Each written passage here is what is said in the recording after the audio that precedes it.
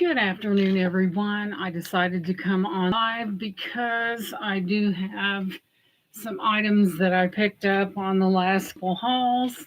Before you come in the chat, please hit the thumbs up, subscribe if you haven't already, and share this video. So I went out today and the other day, and I did find some things, and I wanted to wait till I had more things to show, and so I do. One of the things is, hey, Chew, welcome in, sweetie. One of the things is very collectible, something you don't see every day. And it's about around the 1940s, and I'm really excited about it. It's beautiful, and I think someone would absolutely be interested in this piece. So this is how I do it. I usually just come live and we'll let those notifications go out and we'll give it a few minutes and we'll start on this haul. But I hope everyone is doing well. And we had a nice warm day here in Henryville and the sun was shining. And so I did get out today. Missed a pretty good auction, but I did have to get out. So, and you guys do know that I crochet hats. This is one that I finished recently. It is an electric blue. It is a beret. This was like I had purchased one skein, and it was enough to do this hat. So we have this beret. I will be making more. It was brought to my attention that that I should do a hat show. Well, that's a good idea, but I have to get busy in between other things. But this turned out really well. I did a rendition because I knew I was running out of yarn, and I fixed it to where it does have a nice opening on it. It is really a pretty electric blue. And hey, Romel, welcome in. So this one will be up for grabs if there's anyone interested. Sometimes, guys, it's about, this yarn was of a really thick ply, and I didn't know how far it would go, and then I did a row, and I had to remove it and condense it a little bit. Hey, Jen, welcome in. Thank you, Jen. And I had to remove a row, so I had so much yarn to use. So I did a rendition on the bottom, and there is Leslie. And Leslie, I'm working on your chapeau. But I sit at night and I just crochet away. And this is one of the, now this one did come out a little bit smaller because I utilized the yarn that I had in order to make this. This one would have been adorable with a little pom-pom on it because it's just the right size for that. I've got one that's electric blue. This is electric blue. The other yarn is flamingo pink, I think. But this one is definitely finished. Like I said, in order to have a hat show, you definitely have to have a bunch of hats. And I am pretty quick on it. I just finished Jen, and it is Jen's hat, and it is definitely in the mail, and it's on its way. So, as you can see, I do crochet rather fast. You know, I usually stick with the same pattern unless I see something that I want to do that, you know, you can do a real easy pattern if you want to. You're welcome, Jen. I finally found a decent pair of scissors because when you're doing a pom-pom, I did that freehand. I didn't use a palm maker.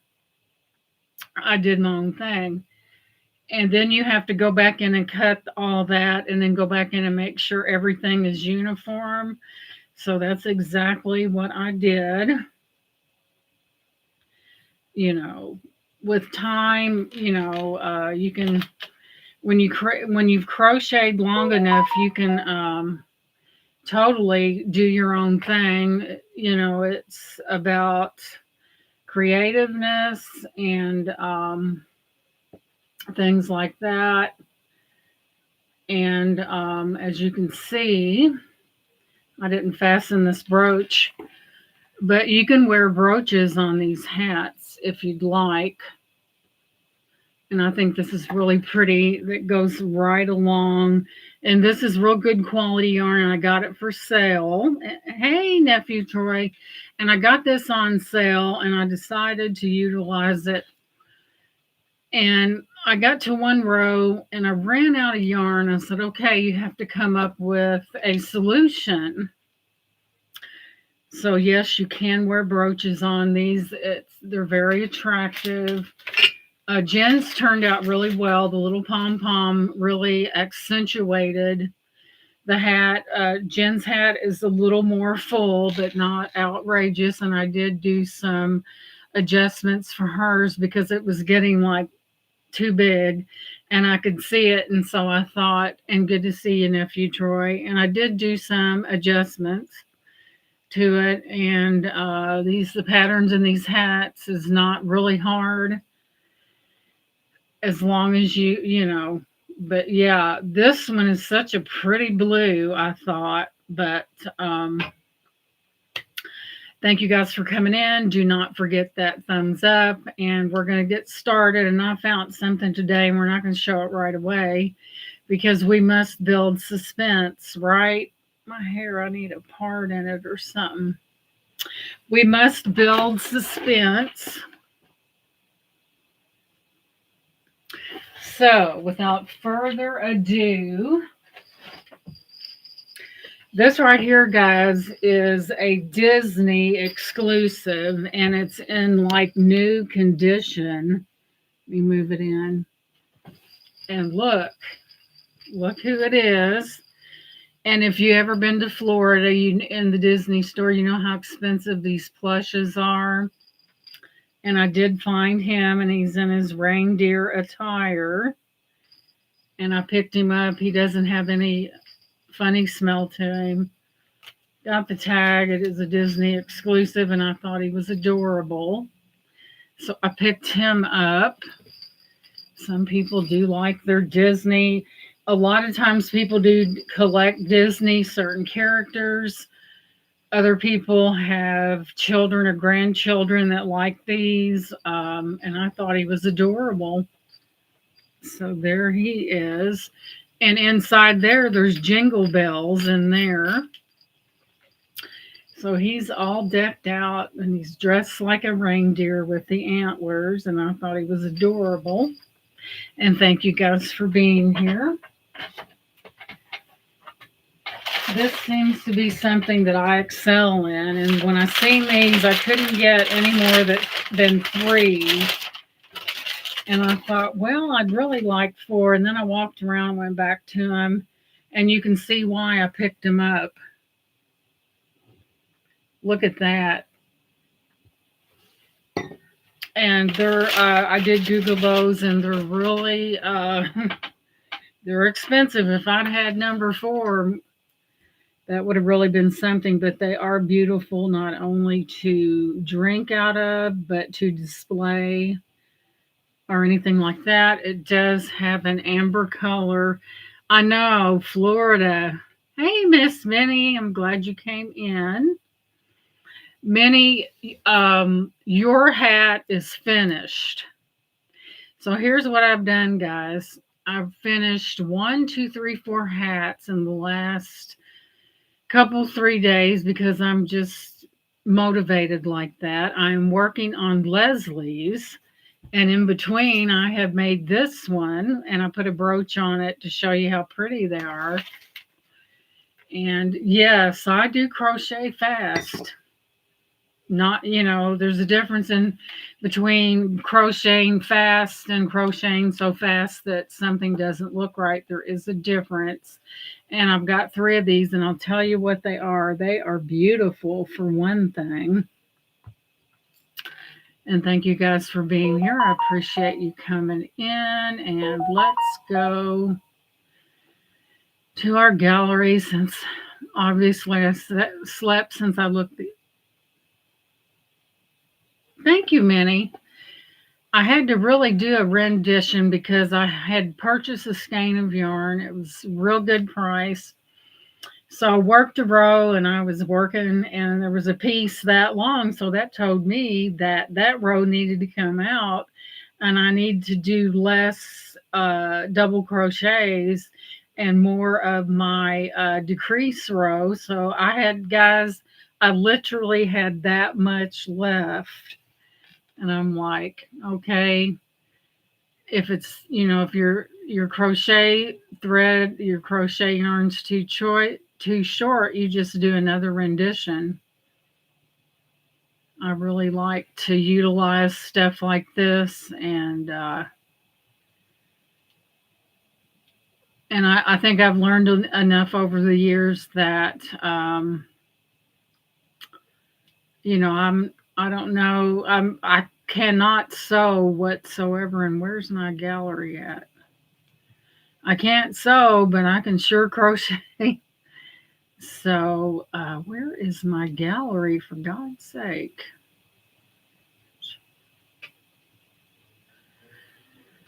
Okay, there it is. And I really enjoy doing it. And once I get started, guys, on something, I just go from finish one, go to the next, go to the next, and that's how I do it. I enjoy it, and that's the way I roll, I guess. So what we have here is a Miller Rogaska Vintage Venetian Amber Floral Vine Crystal Champagne Flute. What a title on that. It's Rogaska Venetiin Amber Champagne. And I would have loved to have gotten number 4, but they were so beautiful, I just couldn't leave them behind. These are pretty expensive, guys. I thought, Minnie, I thought of you when I saw this. They had it was, and I'm pretty sure it was sterling, judging by the price they had on it. I know the longer the name, the fancier she goes, right? And it was like, it had a candelabra and it had other sterling silver pieces in it. And it was all part, I think it was part of the communion. It was all in a case. It had the paperwork. It was extremely old, and I bet you it was sterling. But I did see that, and I thought about Minnie, but it was real. It was fancy, guys. I'm like, I kind of looked in there and said, "Oh dear me!" And I do have 3 of these. And like I said in the beginning, someone did suggest a hat show, but you have to be crocheting to achieve that. And yes, I am crocheting. Is that the same? And these things take time. It's like Ernest and Julio Gallo. There will be no hat, like there will be no wine before it's time. The same thing with crochet. This I picked up, guys. I've seen it in there. And let me get my black white, because, maybe I'm wishful thinking, but let me see if there's a degree of uranium in this. Let me get in the dark down here.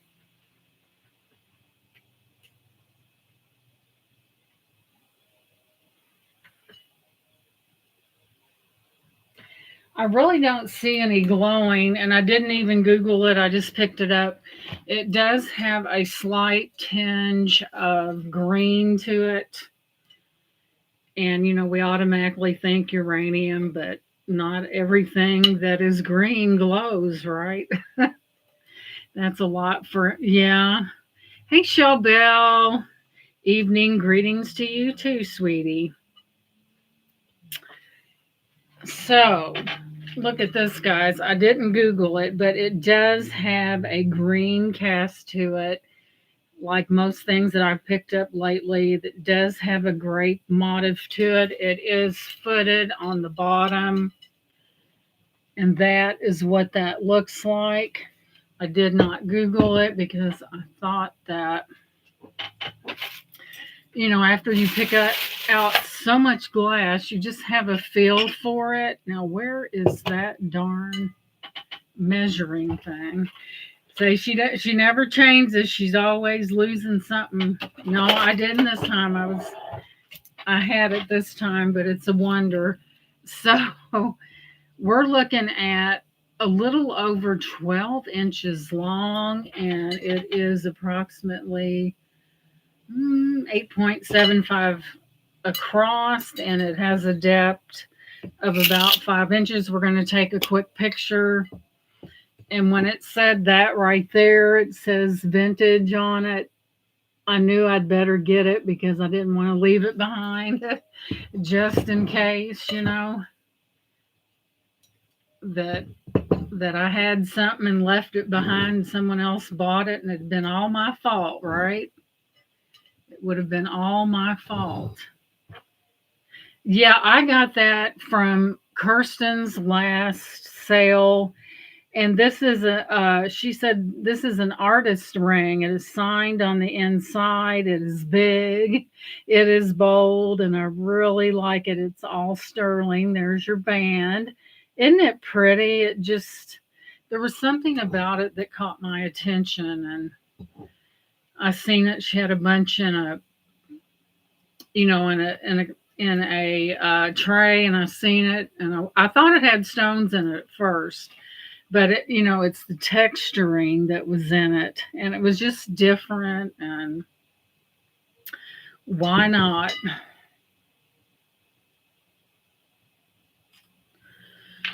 So, and thank you guys so much for being here. I appreciate that. And my bangs are driving me nuts. I get my hair done tomorrow. You only live once. That's right, Shell Bell. Let me fix my hair. You only live once, and you might as well go out with a bang, right? As long as your husband don't shoot you for shopping. No, I'm kidding. Go out with a bang. I'm getting my hair cut and colored tomorrow. So normally I choose red every time and some highlights. And I'm getting gray hair, guys. I'm getting gray in my hair. Just do it. But I'm getting gray, so I'll have to have that covered up. Let's switch hats here. My daughter said, "Well, you'll never have gray hair. You'll color over it." I said, "No, my hairdresser will do it." So, not on top. Yeah, right. See the roots coming out? It's not really gray, but I wouldn't call it salt and pepper, but it's getting some gray in it. And you know how we roll. We don't like to have gray hair. So let me get this hat on. So we go from one chapeau to another. You get that up there where it's right. And this is my latest creation. I crocheted it here a couple days ago, and this is my electric blue hat, complete with the brooch. It's hanging down like the tag off Minnie Pearl's hat, right? But I was just showing how you could absolutely wear. Let me get this to pull down. Howdy. But this is how that you could actually wear these. Some people wear them tilted to the side, but there it is. And we will wear that for now. And I just think it turned out really well. Now, if the brooch wasn't too long. So I'm over on the wrong side. Let's get this right. But yeah, you can wear these however your little heart desires. Let me get it going in the right direction. Thank you. This is a real thick yarn, guys. And I've got some flamingo pink as well that I am going to be working with. And now that I know that I can only work so many rows successfully without running out. Thank you, Minnie. The brooch is hanging rather low. It was supposed to have been up there.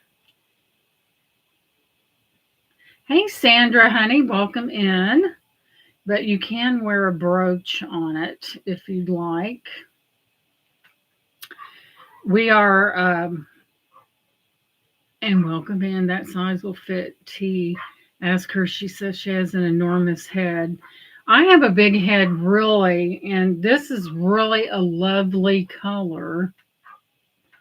I've got a head like a bowling ball. No, that's not it. Here, let me move this up.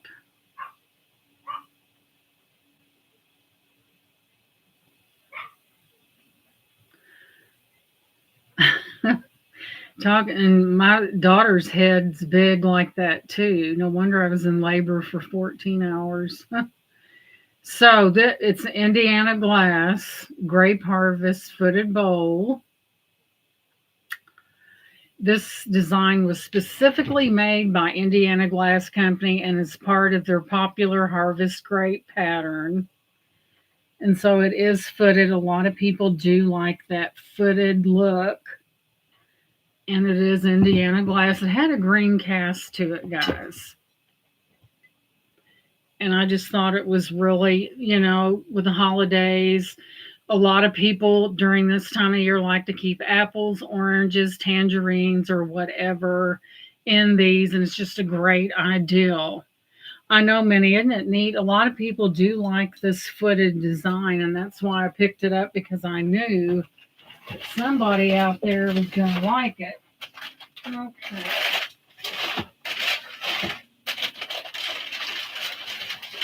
Oh my goodness, guys. This vase is Mikasha. Wanted to tell you I got my package with the candy dish and the Fenton. Thank God, Leslie said, man, she packed that for a hurricane. Thank you, Leslie. I appreciate you letting me know. Now, you guys know I've had my share of Mikasha, and I bought this because it was different. And there again, it is a vase, and it is very different. I say, Lord, she packed like there was going to be an apocalypse, but I had to, guys. Too many uh-oh moments. We didn't want nothing crazy happening to your stuff.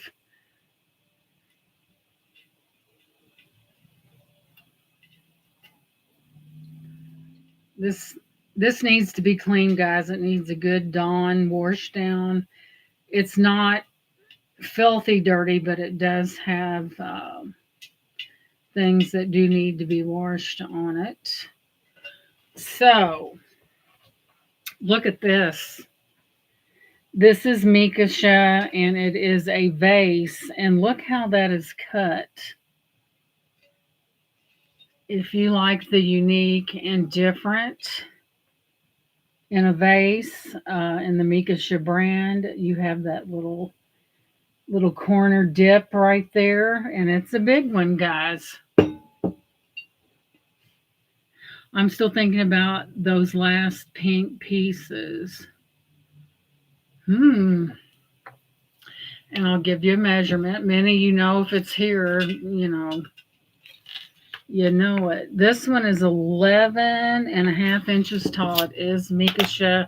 And according to Google, it is a rare one. You like that shell? Isn't that different?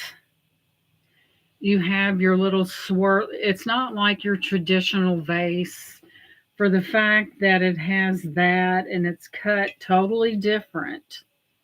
As you can see from each side there, it's cut different. And according to Google, Yeah, you could put, yeah, tall flowers like irises or something like that.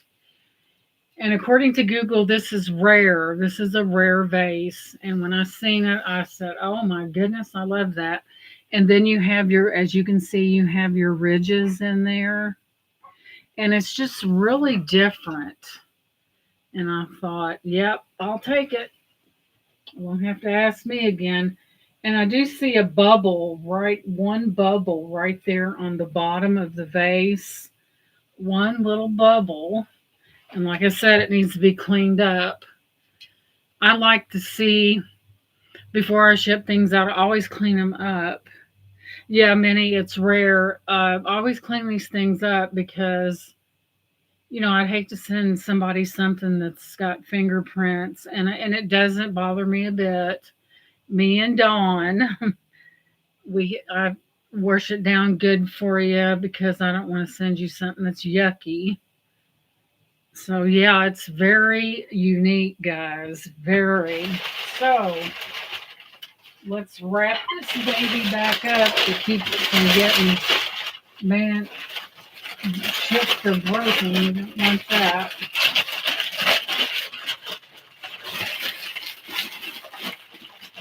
Okay, ladies, I have something that's really going to make your heart beat fast. Just saying.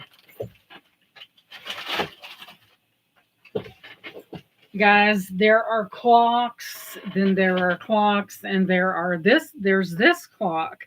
Welcome in, Roberta, honey. Good to see you.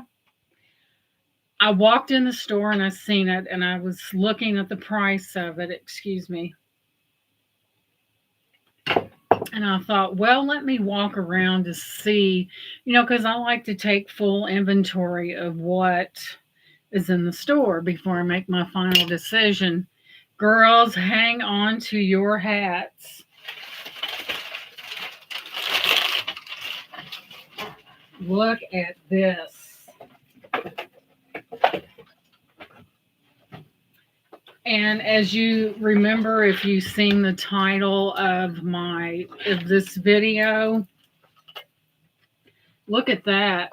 And yes, it works. Look at the detail. I had to clean this up because it was like, oh my God, this was probably in someone's attic. It is a clock. It does have your horses and has two carriagemen in the front, as well as a couple stowaways on the back. But there it is. And the clock is in working condition. There is your plug-in. Look at that, guys. This is a mantle clock from 1940s, guys. And I'll tell you what it is. You do have 4 horses.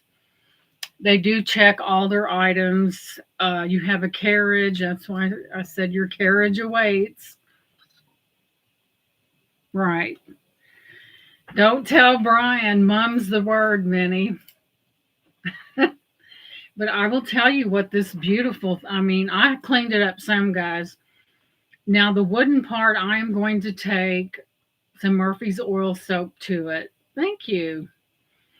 And treat this wood, guys. This was probably in somebody's parents or grandparents or maybe great grandparents' attic, and they probably brought it out. There was some cobwebs, there was some dirt, and upon this being sold, I will even fine tune it even further. There were some places that I couldn't get into, but for viewing sakes, I didn't want it. Thank you, Arnar. I didn't want it to be. There's a lot of dust and dirt that came off of this, but it was definitely a diamond in the rough. And I brought it in and started cleaning on it a little bit so it would be a little presentable. This thing's magnificent. It's like a clock that goes on, say, like we've got a fireplace, and I think this was added in later on because The fireplace is so small that if you depend upon that on heat, you'd be sitting there with your teeth chattering, asking for an electric blanket, just saying. Let's see here. Let's see. That, guys, this is Jen's. Let me dim the light. You don't mind if I share this to you, Jen? Let me. Okay, Brian called and I missed his call. Let me dim the lights. If I can, these phones, everything is so technical. Let's see. Let's go into apps. I did it before, guys, and I swear I can't figure out how to do it. We don't want to clear my settings. But anyway, Jen will probably share that with you when she gets it because I can't dim the lights on this darn thing. You know, it's like you did it one time and you go back to do it again and you're like, duh. It is many. I've seen it. And this was a little more because it was worthy of being more. And I've got this analogy. I'm going to take my walk around the place and see if there's anything else that maybe, and I didn't find a whole lot, but this thing right up in here is wonderful. Let me tell you what it is, and it is in working order. They did test it, and everything is normally marked. You know, they're not going to sell you something that does not work. If this didn't work, there would be no reason for it. Yes, it's pretty aesthetically, but it's even better as it works. Hey, Lenore, welcome in. So,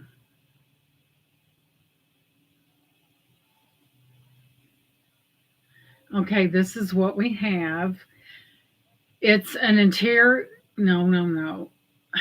Why did it do that? Oh, wait a minute. I know why I didn't hone it in. And yeah, this is my latest creation, Lenore. That brooch should be up higher, but y'all get the gist, right? Oh my goodness.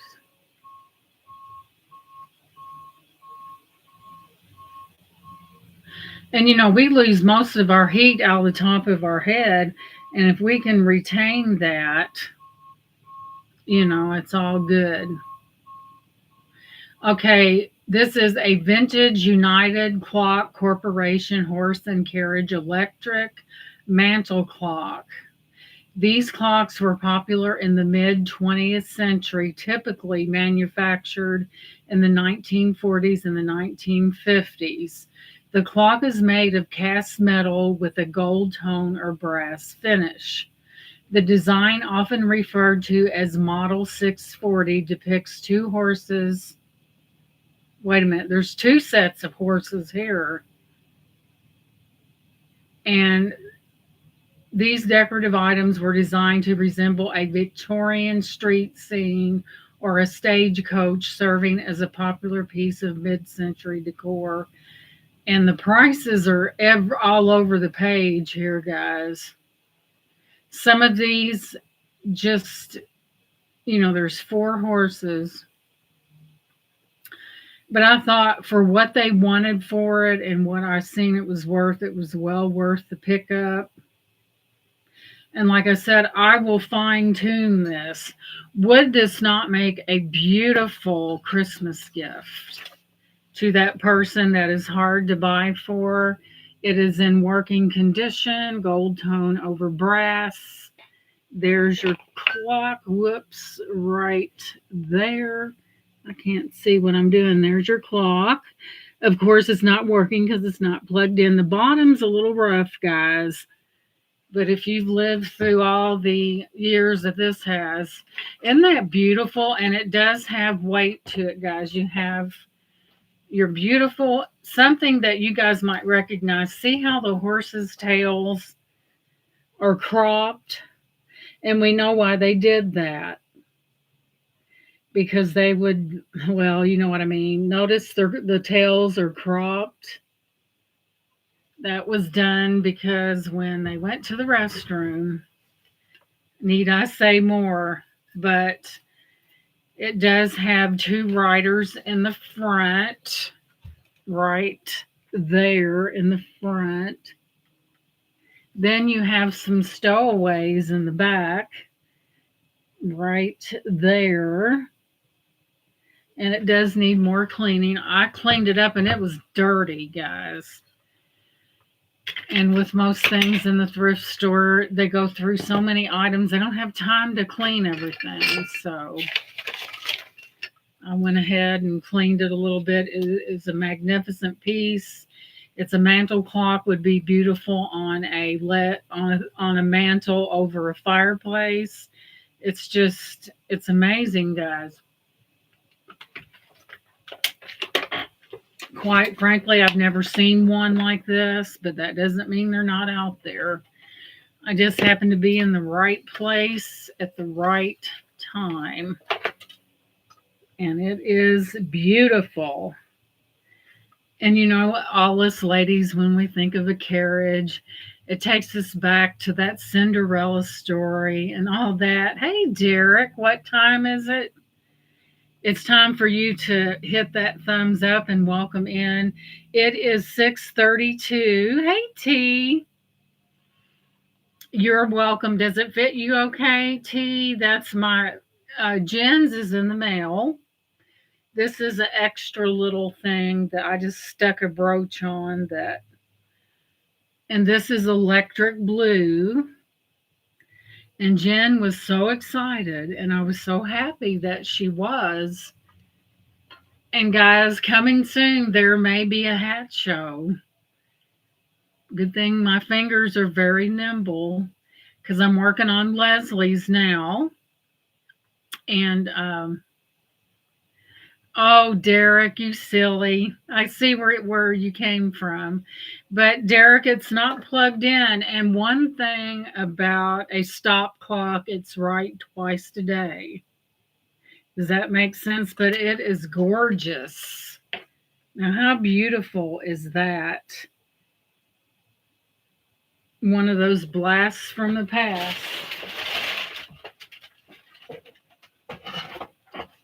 Also, Leslie told me that Leslie Black Dog Vintage said she wore hers yesterday, and I asked her if it was warm, and she said yes. And I got another box. Let me step out and get it. Excuse me.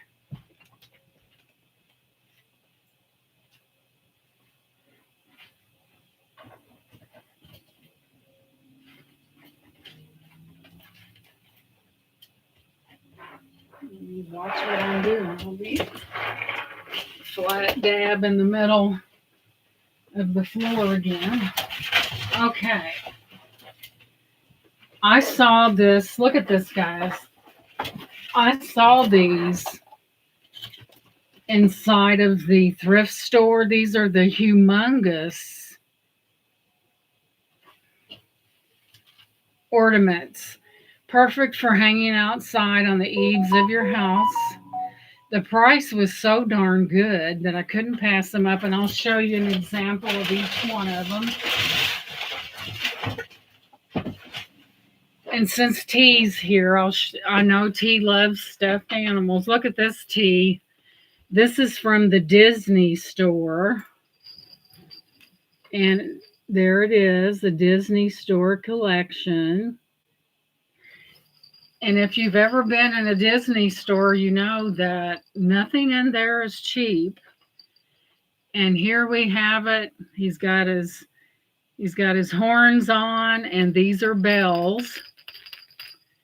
And he is adorable. And I knew that Disney products were expensive, so I picked him up. Isn't he cute? He's soft. He doesn't have. What I do check when I pick something out like this is if there's any funny odor. And thank you, Lenore, for dropping that.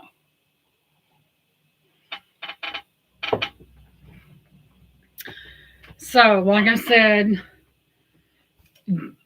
Jen's is out in the mail and it's really pretty. I finished that in like one afternoon. I did put the pom pom on it and I could not find my real sharp scissors.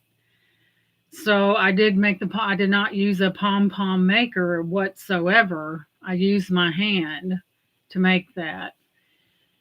And normally you just cut through all those, you got it wrapped up, you got the middle of it banded off, and you cut right up the middle.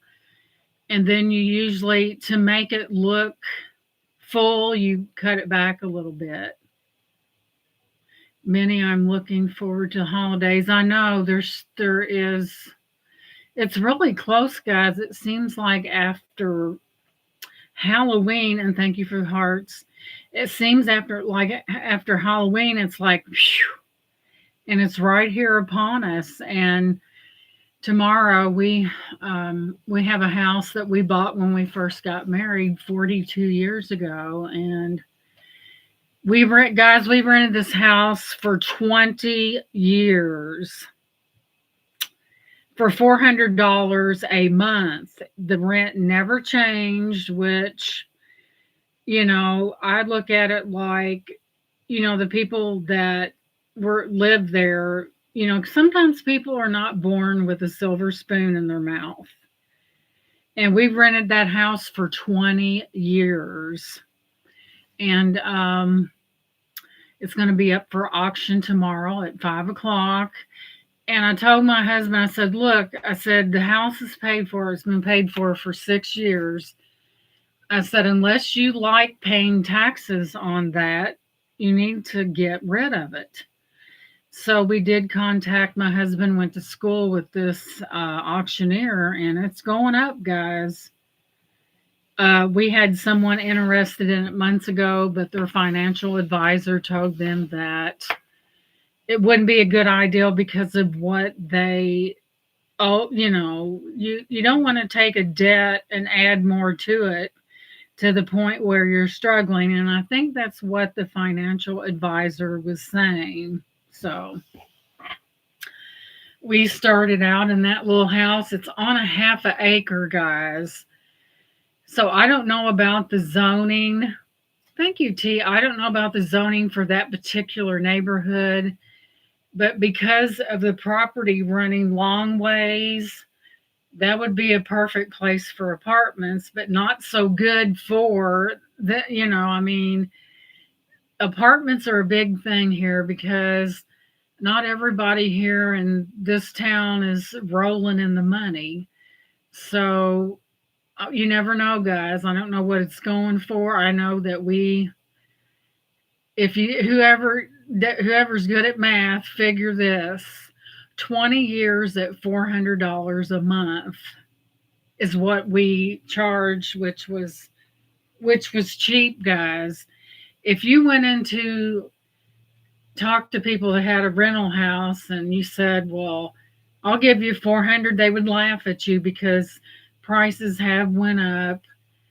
And a lot of times they have to put a security deposit in because sometimes people mess your stuff up. I had to go in there and I had one person, and she would pay a little bit here, a little bit there. And I said, look, when you rent a home, you know what you're accountable for the month. And I will not do business like that. Because, guys, when they get behind, you're doomed. So I had to evict them. And so, I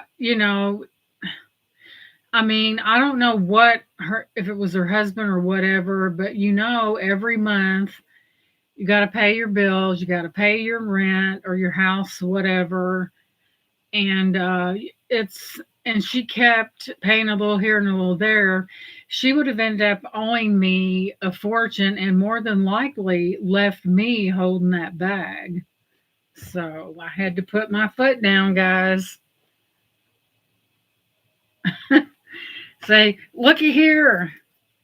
I said, I'm easy to get along with, but I can see if someone's late, unless you get caught up, you're going to be in the weeds, and it's not a good thing. Now, I should not have to tell people to be a responsible adult. I shouldn't say, hey, hello, your rent's due. Your rent is due on this day. Don't forget, you know. But what we want to do is whatever it sells for, guys. I mean, it's already paid for, and the rent, it was rented for 20 years. So, you know, we're not getting hurt. We won't have to pay spring and fall taxes. It'll be gone.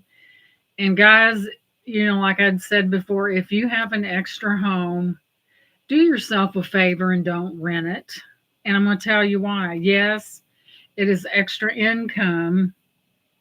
Wouldn't we though, T? We'd be dancing in the streets. You know, if you can do it, sell it, because number one, I don't care how many references you get, you're getting them from their friends. And here's how our place was left. It said that it took them 3 days to clean things up. We went up there, and there was a little metal garage on the side. The growth of stuff, you couldn't even see the garage. And they let all that grow up from a certain point all the way down to the creek. And I said, my God, I couldn't go down there, guys, because I was too darned upset. Yeah, that's what Roberta does for a living. I get what you're saying. And I tell you guys, I told my husband, I said, I can't go there because I'm going to get upset. I said, I can feel it. I just don't want to do it. So him and my brother-in-law went in there and bush hogged. I mean, it was terrible. And I finally, after they got it straight, I said, oh my God, this place never looked like this. And granted, the house was built in the 70s, but that's beside the point. And that yard, we always kept it mowed and everything all the way down to the creek. It's on half an acre. And I'm like, I told my husband, I said, I can't go down there. I can't do it. I'm going to get upset. And both of the people had passed and everything, but I was just so. And you know, when we first got married, we lived there. We didn't have no fistful of dollars. And we lived there and paid it off. It was good enough for us. And we seen this house here. We moved in, rented. I had to go through 2 renters to get the right one, and still may have not have gotten the right one. And I feel like that anything that we get for it, you know, I'm not suspecting it to go for high dollar. Unless someone wants, that house is not, it's well built, guys. The house is well built. It is 2-bedroom and everything like that. But I don't know, guys. It would make a place for a grand big house aiming this direction with a driveway that comes around. But anyway, you know, those memories. So I'll show you these ornaments. And the first thing I thought, how beautiful would that be hanging outside? And they're large ones. These are like the kind that you would hang outside and stuff. So there's 1, there's 2, there's 3.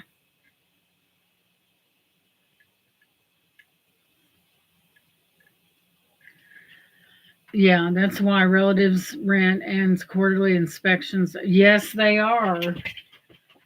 I mean, gee whiz. Here's another one.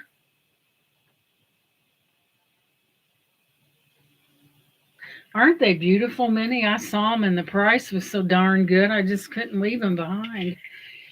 I'm a lot like T. We both enjoy a great deal.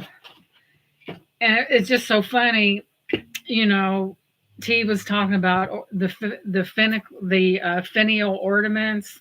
And she went into, I think she said, Coles, and they wanted, hey, Bird on a Wire and Merche, welcome in, and they wanted this much. And I can remember, I'm kind of frugal like that too, because I went into Joann's and was going to buy some buttons, and I thought they were one price and they were high. And I looked at them dead in the face. I said, I want buttons, not rights to the company. I said, no thanks. And I'm like, there's nothing wrong with that, guys. If you can get a good deal, jump on it, you know. And it just kind of reminded me of myself. Then we have it in the racy red. Look at that. Racy red. And Roberta does condition reports twice a year. Roberta, do you go and welcome in Bird on a Wire? Do you go in and inspect these units and stuff? And welcome in Merche. Welcome in. We're looking at some doodads. And I've got one, two. Then we have some little ones, and this is missing. You know, that could be easily remedied, but look at that. There's that one. We have gold ones that sparkle in the sunlight. Now, these guys are something that you would put outdoors, that you would hang like from, like if you have a big front porch, you would hang them and have them glistening in the sun. But aren't they neat? And somebody looks over and say, yep, I know who lives there. So she's like that. And then we have this one.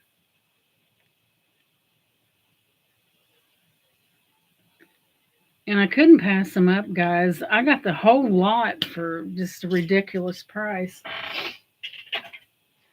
There's a red one. They're more red, gold, and silver, but they are amazing. Guys, I almost think, I'm not for sure, that someone may have put this on here. I could be wrong. Maybe this one's got little pearlesque on it. So you're making me dizzy with all that spinning. Just look at that. Bling, bling. Oh, Bird on a Wire has to put a diaper on you. Is your dog older, Bird on a Wire? And then here's this. It's like disco fever up in here, isn't it? Pretty little ornaments. Then, of course, some of them do need to be remedied, but here's a red that probably needs a little TLC, but it's still pretty. And I got the whole darn box. 1, 2, 3, 4, 5, 6, 7, 8, 9, 10, 11, 12, 13, 14, 15, 16, 17, $18 for everything you see. There's some people that didn't see this clock that came in a little after, and we must show it again. It's too good. This is what all the excitement was about. Was this doodad right here. Isn't that beautiful? It's like from the 30s, and yes, the bottom is rough, but look at that. You have the horses with their little tails. You know, they do that back in the day because, you know, now over in Louisville, Kentucky, they have a carriage that goes around during Christmas time, and they put bags back behind them so they won't have to clean the city streets from all the debris, you know what I mean?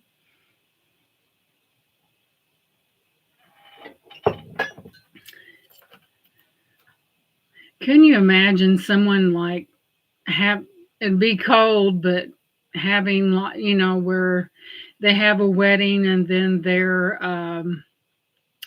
after the bride and groom comes out, they go right into this carriage decorated in all poinsettias. And guys, better buy 2 bags of potpourri for that sale.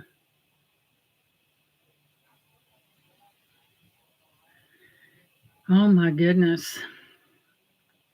Roberta, I bet you go in some of these places that you look at it and you just kind of go, oh my gosh. Roberta, have you ever been afraid to go in someone's unit because it's so disgusting?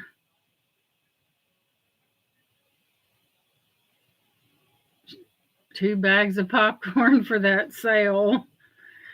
Oh, yes, all this. And then we had these. These are really expensive little doodads.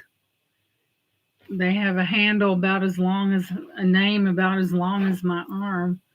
I couldn't get no more than 3 of them, but I felt like that it really warranted getting them. So let me tell you about the handle on these things. Let's go back.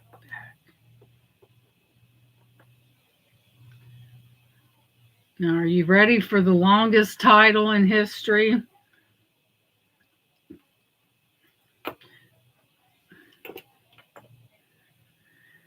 So, this is a Miller Rogasca Venetian amber etched lead crystal champagne flute, and it does have an amber color to it.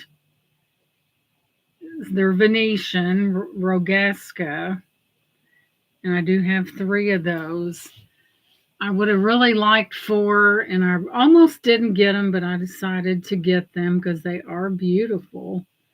In fact, just something to tantalize the eye. And Roberta said she dealt with it all. Oh my gosh. Like I said, if you're ever in a position where if you buy another home and the other one's paid for, don't rent it, sell it. That way they can do whatever they want with it and they can pay the taxes, and they don't pay them, then it gets repossessed. Yes, I've had my moments I didn't want to deal. Yeah, Roberta, and thank you for dropping that link, Lenore. I could imagine.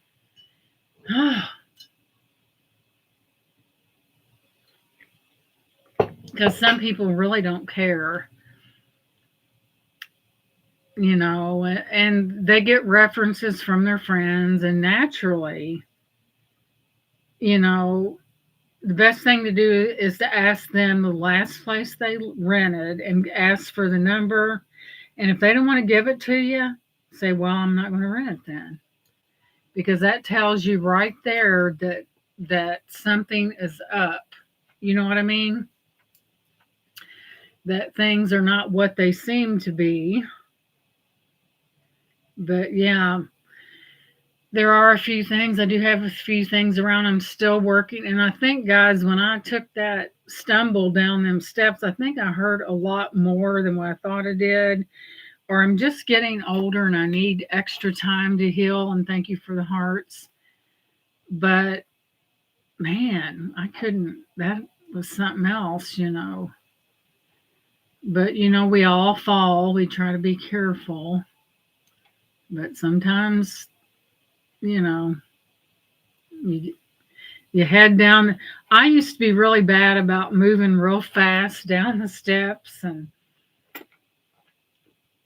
as a matter of fact, when we first moved in here, I was going down the basement and my feet just slipped out from under me and down I went.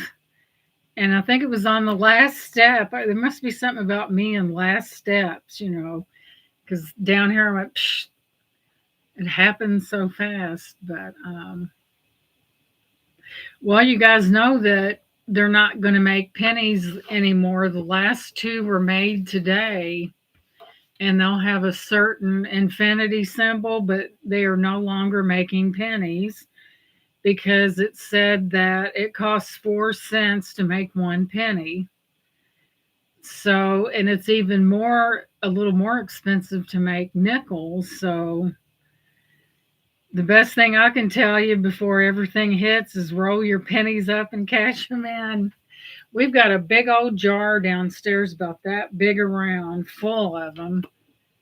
Or take them to a coin machine thing and cash them in and hope that it doesn't say, sorry, we can't take pennies anymore. But yeah, the pennies are going to be obsolete. They're not going to make them anymore.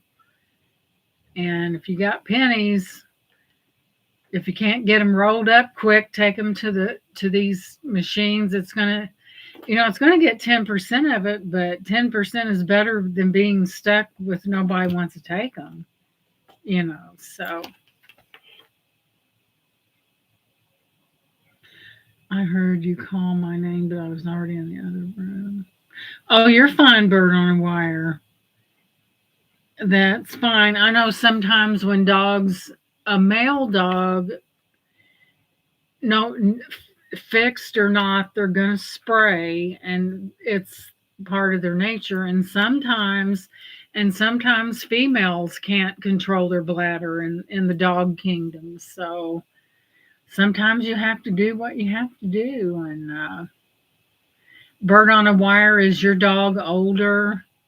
But I tell you, those males and that leg, they'll lift it. I guarantee you. I had a male toy poodle, but he was a little bigger. Susie is old. She's a rescue, and we think she is 15. Oh my goodness. I think more people should rescue these dogs and stuff, because no dog likes to be behind in a cage all day and stuff. I think people should first, a mini poodle mix, should go to their local shelter and pick out a little dog that wants so much to be loved. And whenever I would go, we would get certificates to have from the animal shelter. They would give you like a $50 certificate toward the spaying or the neutering. I could not look at the cats. They was right there, because they're reaching out for you. And it's, go to that shelter and adopt those little babies, and because they don't want to live the rest, and I think this is a no-kill shelter. It's really sad, guys. Adopt that little puppy or that dog or that kitty cat. And she was found on a state highway in the middle of the night, and the vet didn't think she'd live long. And I've had her for 3 years. Bird on a wire, somebody probably dumped her and she was looking for food, I bet. And it's so sad. If you don't want to, a dog is a commitment. And, you've got to be willing to take care of that animal. It's not like you can it's not right to get one and decide it's too much work and drop it. I cannot watch those videos on YouTube of these dogs, people doing all kinds of stuff to them, mistreating them and setting them out, starving them. Oh, that just goes right through me. Starving these innocent little animals. And there's no reason in it. I know someone over in Louisville, Kentucky set out. It was a mother dog and her puppies. They stopped the car, set out, and put them on the side of the road. So they were picked. Someone stopped and picked them up and took them to the Humane Society, and they was investigating that, and they caught that person that did that.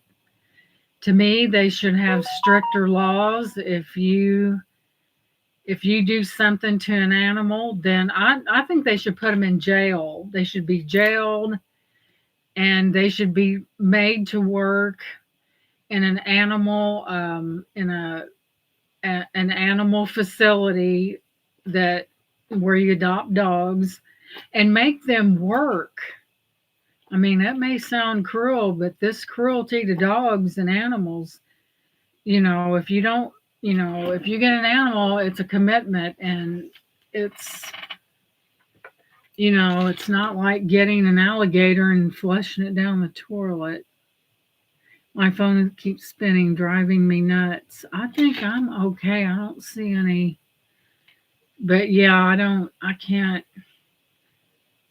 And to do mean things and toss them in it. Hey, Face the Ace, welcome in. And to tie their feet up and toss them in. Oh, hey, Bruce, welcome in. I believe I'm not a mean person, but if I saw somebody hurting a child or a dog, I would jump right on their back and pick up anything I could get because that's mean. Don't, little animals, a lot of them, all they want is, they're a good companion. They want to be loved. And for somebody to treat them like that, to be mean to an animal, I couldn't do it. I'd be in Clark County Jail because of assault. And welcome in, Bruce. Welcome in. I mean, I think I could really get mean, but there's just too much abuse going on with these dogs. And so, what's everybody's weather like? Is it cold? Is it raining? Is it da da da? Yes, Bruce, I got the picture, but I was looking for something else, like it's doing to a little baby abuse. I know it. Cold in Pennsylvania. Now, Bruce, is this going to be a good one? Dennis's picture was nice, but I was looking for something specific. Oh, okay, Bruce.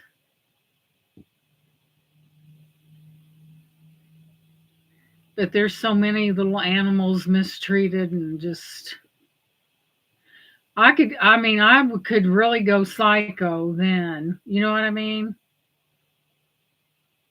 All right, Roberta, thank you for coming in and thank you for sharing about what you do, and bless your heart, you must have nerves of steel. Let's see, Gmail, there it is.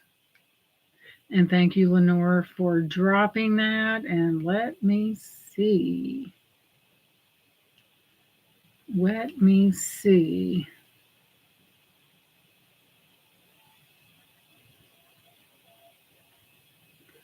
Hmm.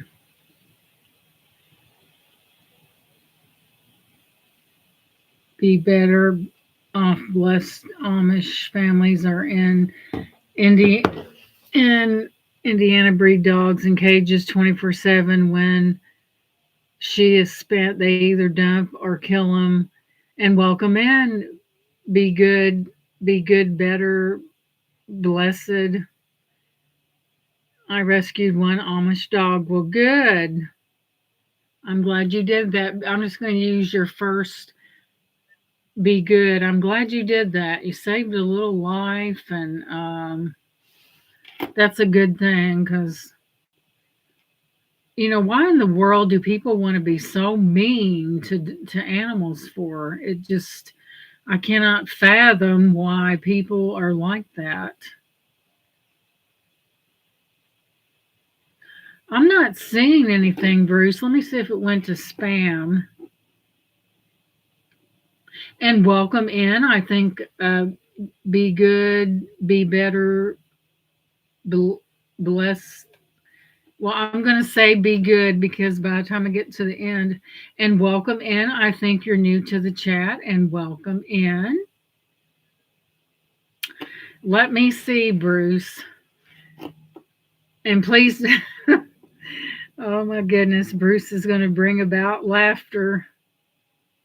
Well, I'm not seeing it. And I know that one was Dennis. Let's see here. Keep going, keep going, keep going. Keep going. Aha.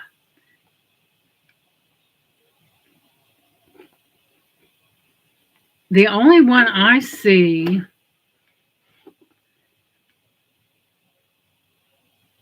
Hi, Gina. Here is Dennis. Did you get my picture? Also, I sent mine first, hoping it went to you. Thanks, Bruce. No, Bruce, I don't see your picture. What happened? I see Dennis. Nope, I don't see it. I know that's Dennis for sure. No, I didn't get it. And welcome in. Be good. It's good to have new people to come in and be a part of things. A picture of Dennis, maybe it may not have went through. I see Dennis here, and I can tell that's him by that winning smile of his. You'll have to resend it. Boy, Dennis does have a nice smile, doesn't he, ladies? So what are we doing? What did I miss? Thanks for the reminder, Lenore. Thank you.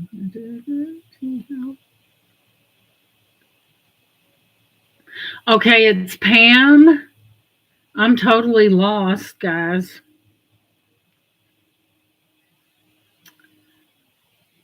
And Lenore is out there dropping those channels, and thank you so much. Is Pam. Be good is Pam for others that I missed. Okay. And this is one of my latest crocheted creations. There's your bottom. Yes, I do crochet, and I'm planning on, and welcome in, Pam. It's good to see you. I will be crocheting hats, and someone suggested to have a hat show. So it will be hats it is, but it's going to take me a little while. I am currently working on Leslie's hat. I tell you, I cranked out them hats in the last few days. I mean, boom, boom, boom.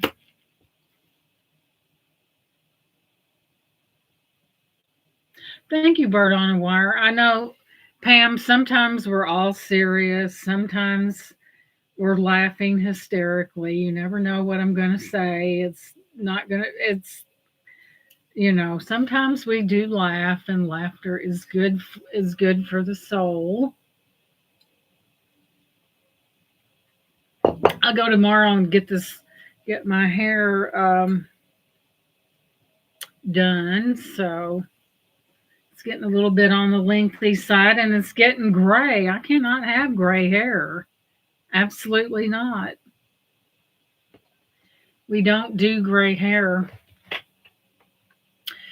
So here is the mascot often seen during a live, and her name is Pinky Tuscadero. She is the mascot.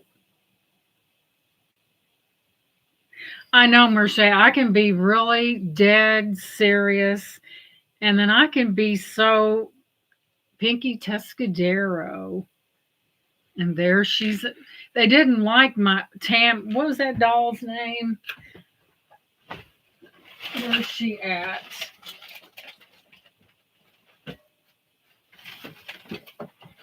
This is one of those dolls. It's comparable to, and they didn't like my doll. How dare them? She was part of a collection that these came along before Build-A-Bear and Don't Look Ace, and they didn't like her. And see, all of her parts were purchased, even the wig. And isn't she cute? Lenore doesn't like her neither. So she's going to go down here. That's all right. You're fine. But no, this is actually the mascot. And that's Pinky Tuscadero. And she's got a little silver. She's like me. She's getting some silver in her hair. And there we have the little sparkles. Let's sit her by Pluto here. Make sure they get along okay.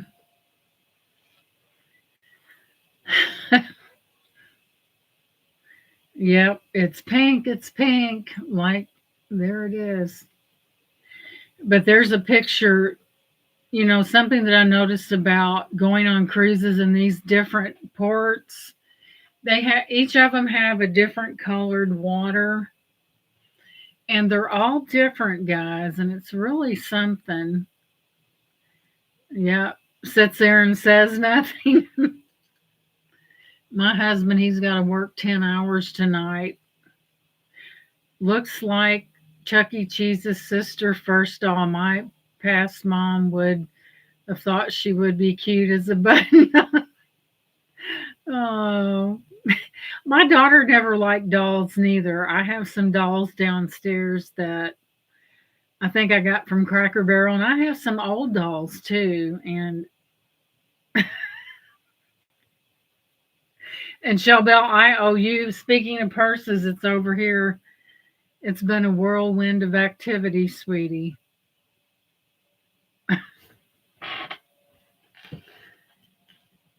Let's see. I don't know if Shell Bell's here. Let me see if I can. Oh, I can do it better on the phone. Sometimes I'm a little bit slow. I did have an uh-oh moment, but I don't think Shell Bell's here, but I'll show you something. I still have it. It's right there. And this, we have to do jokes every now and then. This is, I want to turn that down or it'll be the most horrible screech. This is Shell Bell waiting on her. She was here waiting on her purse. Let me see if I can find the emoji. No. Let's go back to that. And guys, sometimes I forget. And this is Shell Bell waiting on her purse, which I had all in. Everything happened at once. That is Shell Bell waiting on her purse. She knows I'll send it to her. I'm just a little slow on the draw these days.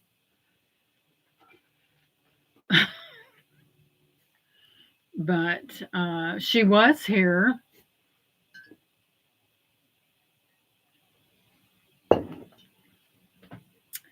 But yeah, there's a lot of stuff that needs to go. I need to get. I think, guys, when I fell, I think I hurt a little bit more. I mean, the palm of my hand hurt. My left foot, the toe was going like, here's the toe, and it was going that way. And so many things. And I am stubborn, guys. I get right back up. Yeah, she is. Shell Bell's very sweet. I'll get up and run. If it kills me, I will get up. I mean, I didn't say I was going to be Speedy Gonzalez, but buddy, I'll get up. And I think sometimes it's best after, if you have an injury, if you can get up and move around, because when you sit down and that sets in, it is really painful. Yeah, Shell Bell is really sweet. I've met so many people on this YouTube journey, and it's just hard to believe. And Bert on the Wire said Gina cannot have gray hair. She proclaimed it. I'm getting a little gray hair every now and then in there, but I believe that you can cover gray successfully. Do not do jet black, because as you get older, your complexion changes. Don't do jet black. Don't do jet black and wear red lipstick. If you go with something more, a little less outstanding and mingled with other colors. And I met Bruce. I had fun, and Bruce was selling brooches and these Christmas trees, and I was coming up with these Christmas jingles. And yeah, isn't it something how even though we're miles apart, we still feel like we really know each other. And that's how online platforms should be, everybody. And it doesn't happen all the time.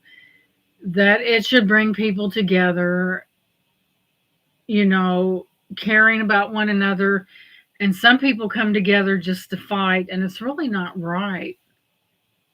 Gray hair is regal to me. Yeah, a lot of people, I know the style a couple years ago was that gray color, and even the young ones were having it done, the gray. But There's one thing we can't avoid is gray hair. We're all going to get it.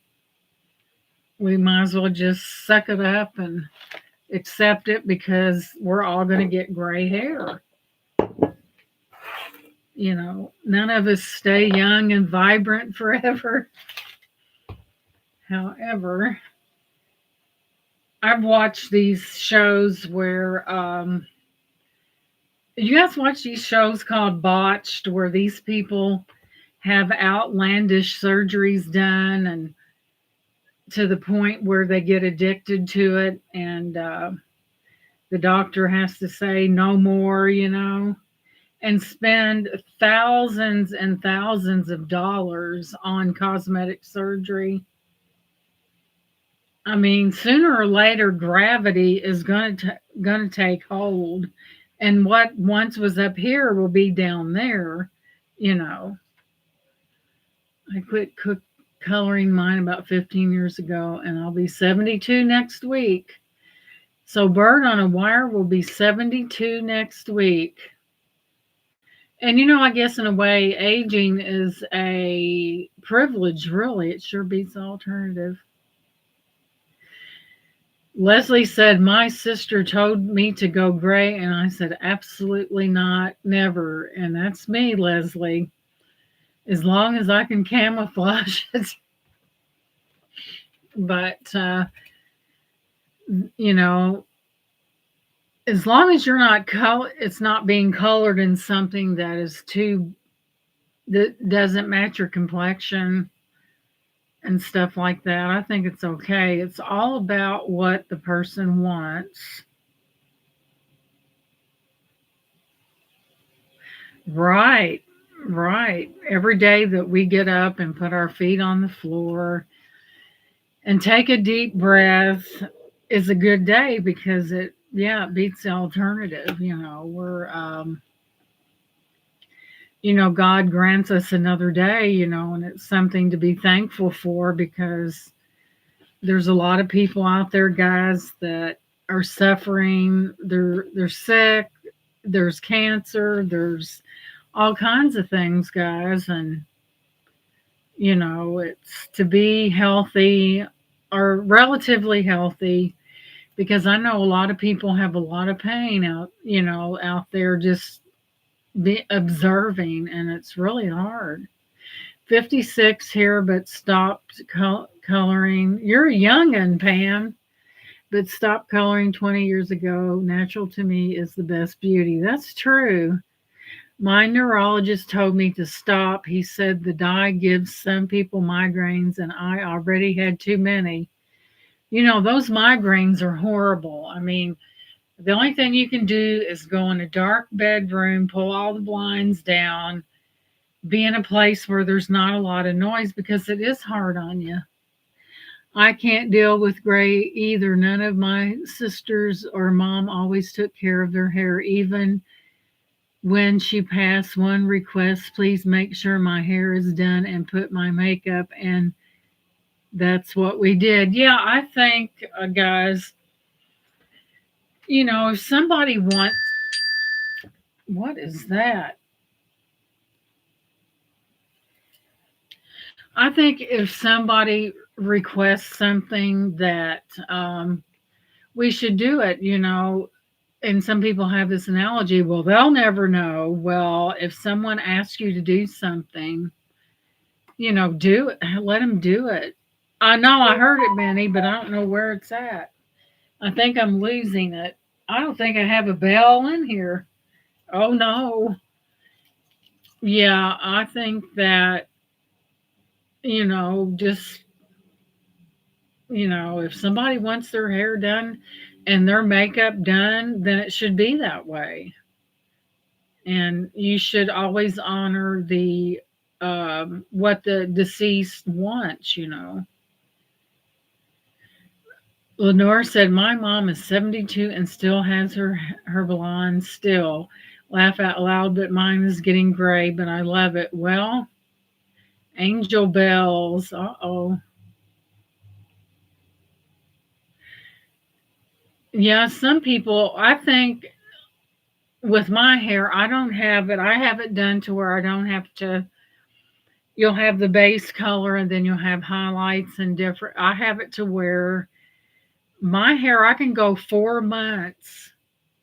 Yeah, when you hear a bell ring, an angel gets its wings. And I don't even know where that come from, guys. Ooh.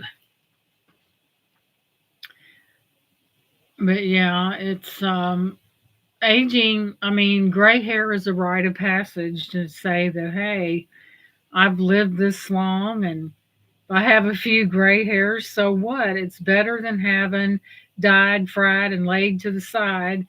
And hello, Penelope, and welcome in. And she said, an angel must have got his wings. My dad's hair was cotton white. My grandfather on my dad's side, his hair was a strawberry blonde. It's kind of in the red category, and I love that man. He would come over and he would spoil me terribly. And even though I did love my grandmother, I was so close to my grandfather. That comes from the movie It's a Wonderful Life. I think that comes from the Hallmark Channel. So, we are all getting older and can't change it. But I've seen these that show called Botched where these people go in and have ridiculous things done and they get addicted to it and they want to look like a certain way, and they have one surgery right after the other to the point where their face is some of them have really been disfigured by that cosmetic surgery. Hot cocoa time. Okay, Pam, we may still be here talking, but people do, I mean, some of the things that people do and I guess it's vanity, I guess. Thanks for the hearts. It's vanity. You know, we have to know that we're going to get older. A classic. And that, guys, I think the world today is too really hooked in to having that perfect look.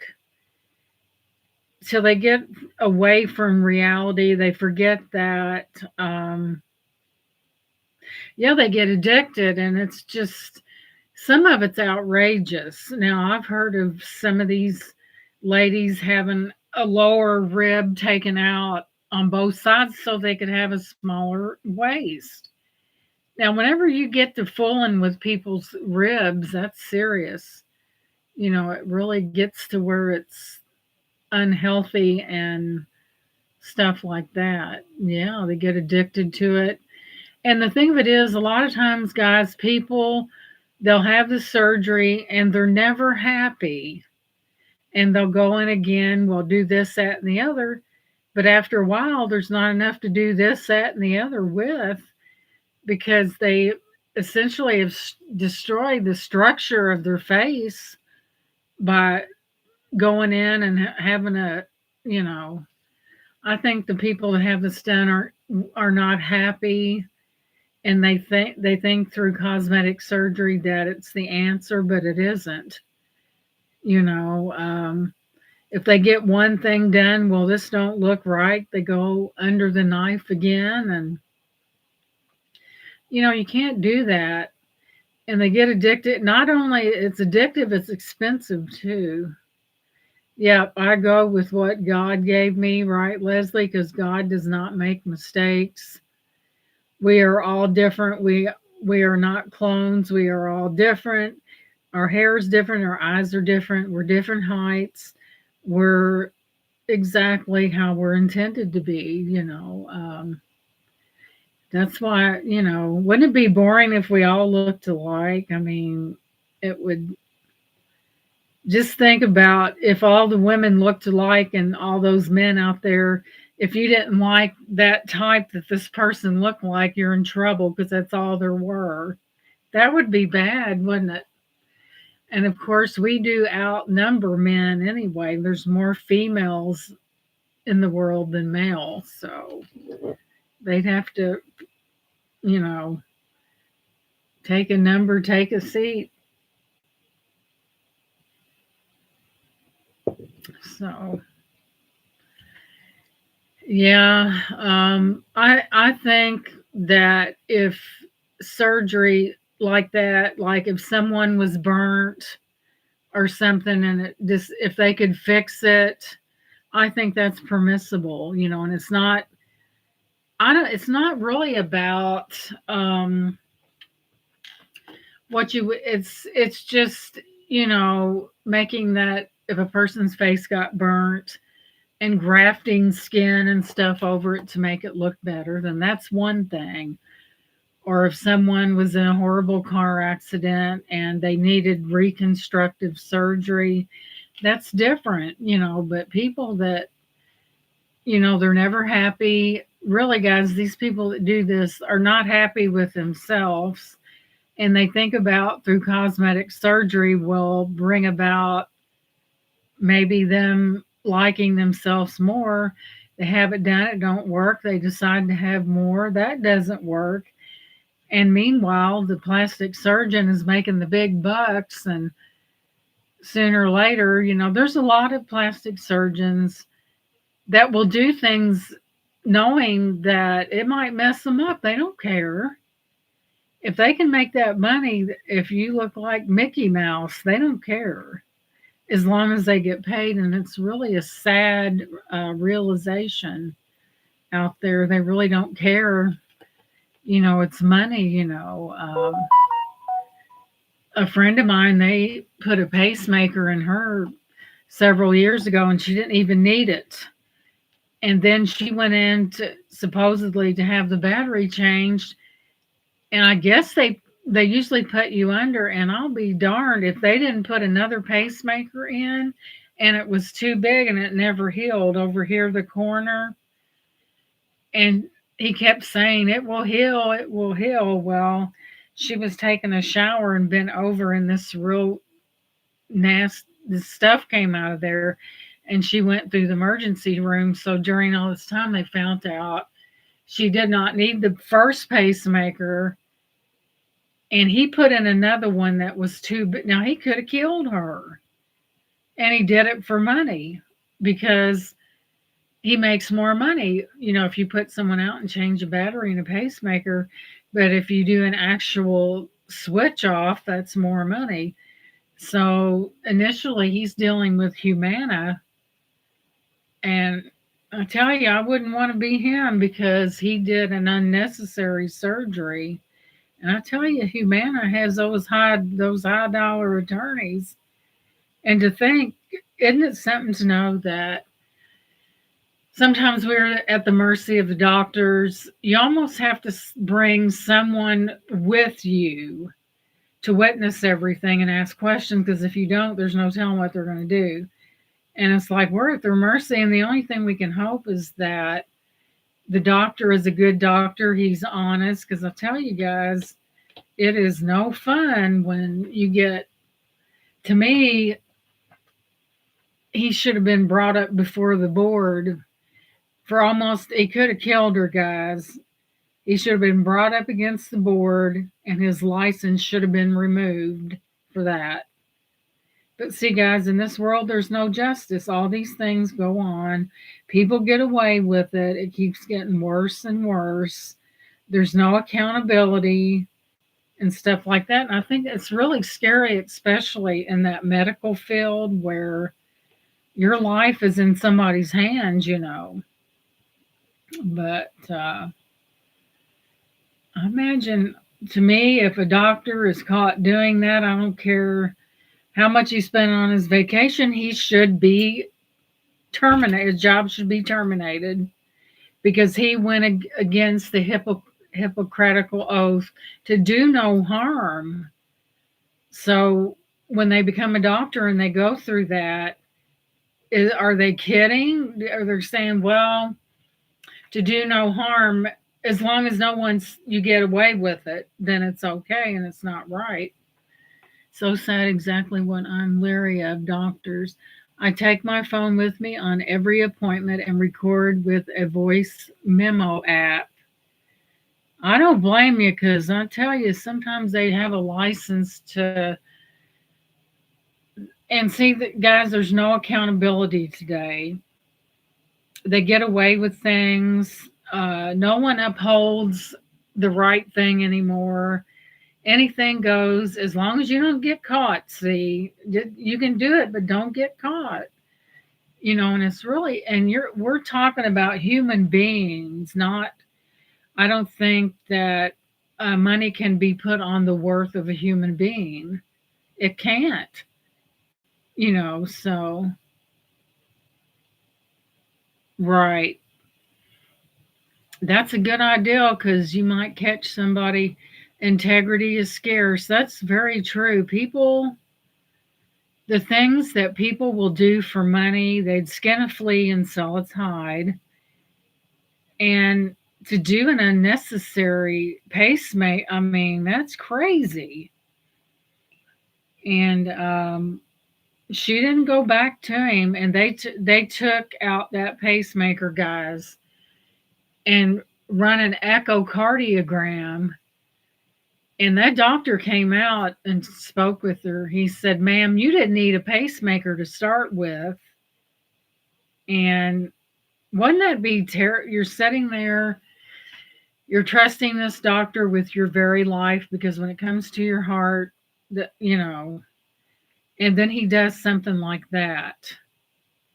And she got away from him and let Humana, she reported it all to Humana about his, of course, they got insurance to cover their dirty deeds, but how many other people did he put pacemakers in that didn't need them?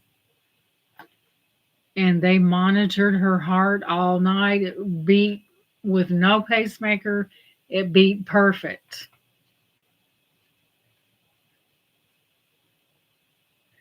I know. No recording. Well, if they was doing what they supposed to and doing their job right, then they wouldn't have to worry about it. I guess that's so they won't get sued, I guess.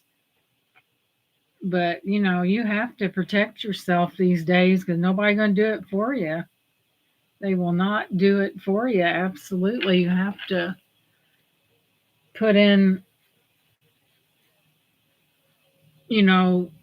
But could you imagine? She had so much faith in that doctor, and she said, "I trusted him with my life," and he almost took it from her. And I tell you, if she wasn't a strong lady, probably would have succeeded. And that's why, guys, if they're operating on somebody and they pass in the operating room, it's all this paperwork. So they just push them out into recovery and say they died there because they don't want to do the paperwork. And I think that's wrong as well. But it's hard. Life is hard enough without a doctor helping you along with ending it.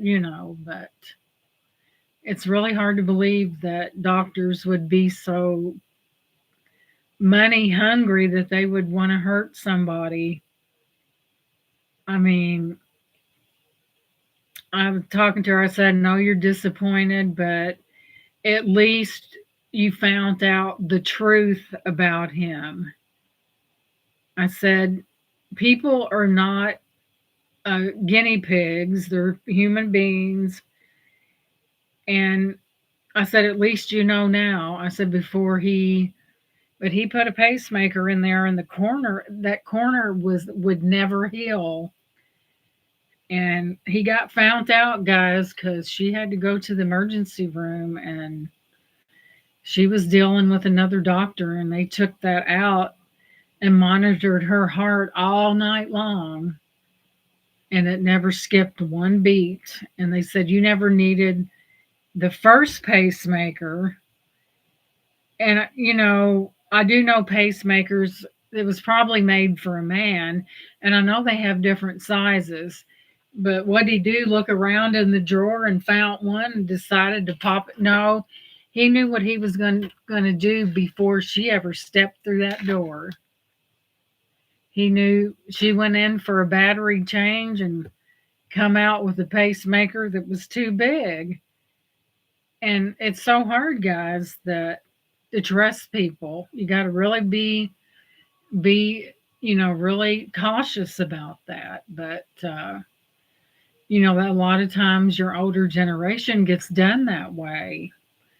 When I worked for the home health care services, I was not only their caregiver, I was their advocate. And if I seen something shady, I reported it. And I think a lot of the either I was feared or respected because they knew that HIPAA recording laws, be aware of your rights. Because, I took care of them, I helped them. And if I seen something going on, I reported it. One lady had a niece that had sticky fingers and stealing stuff, and it's crazy. And I went head in on. There was a minister down here at this church, and a lady I had, she invited me to go to that church, and they ended up with a female minister. And my client was sick, and she asked me to call or send a text message. And the client was sick, and the minister never showed up. And she goes, you know what? She goes, I had never had to beg a minister to. And then she made 1,000 excuses. And so we all had this meeting, and lying and stealing caregivers is never. That's why, yeah, they do bird on a wire. It's really hard to find one. And you know, we had a meeting about that, and I had my phone. I said, did you or did you not send this message saying that you were going there? Did you send, what's this number? Da, da, da, da. I said, you sent that, didn't you?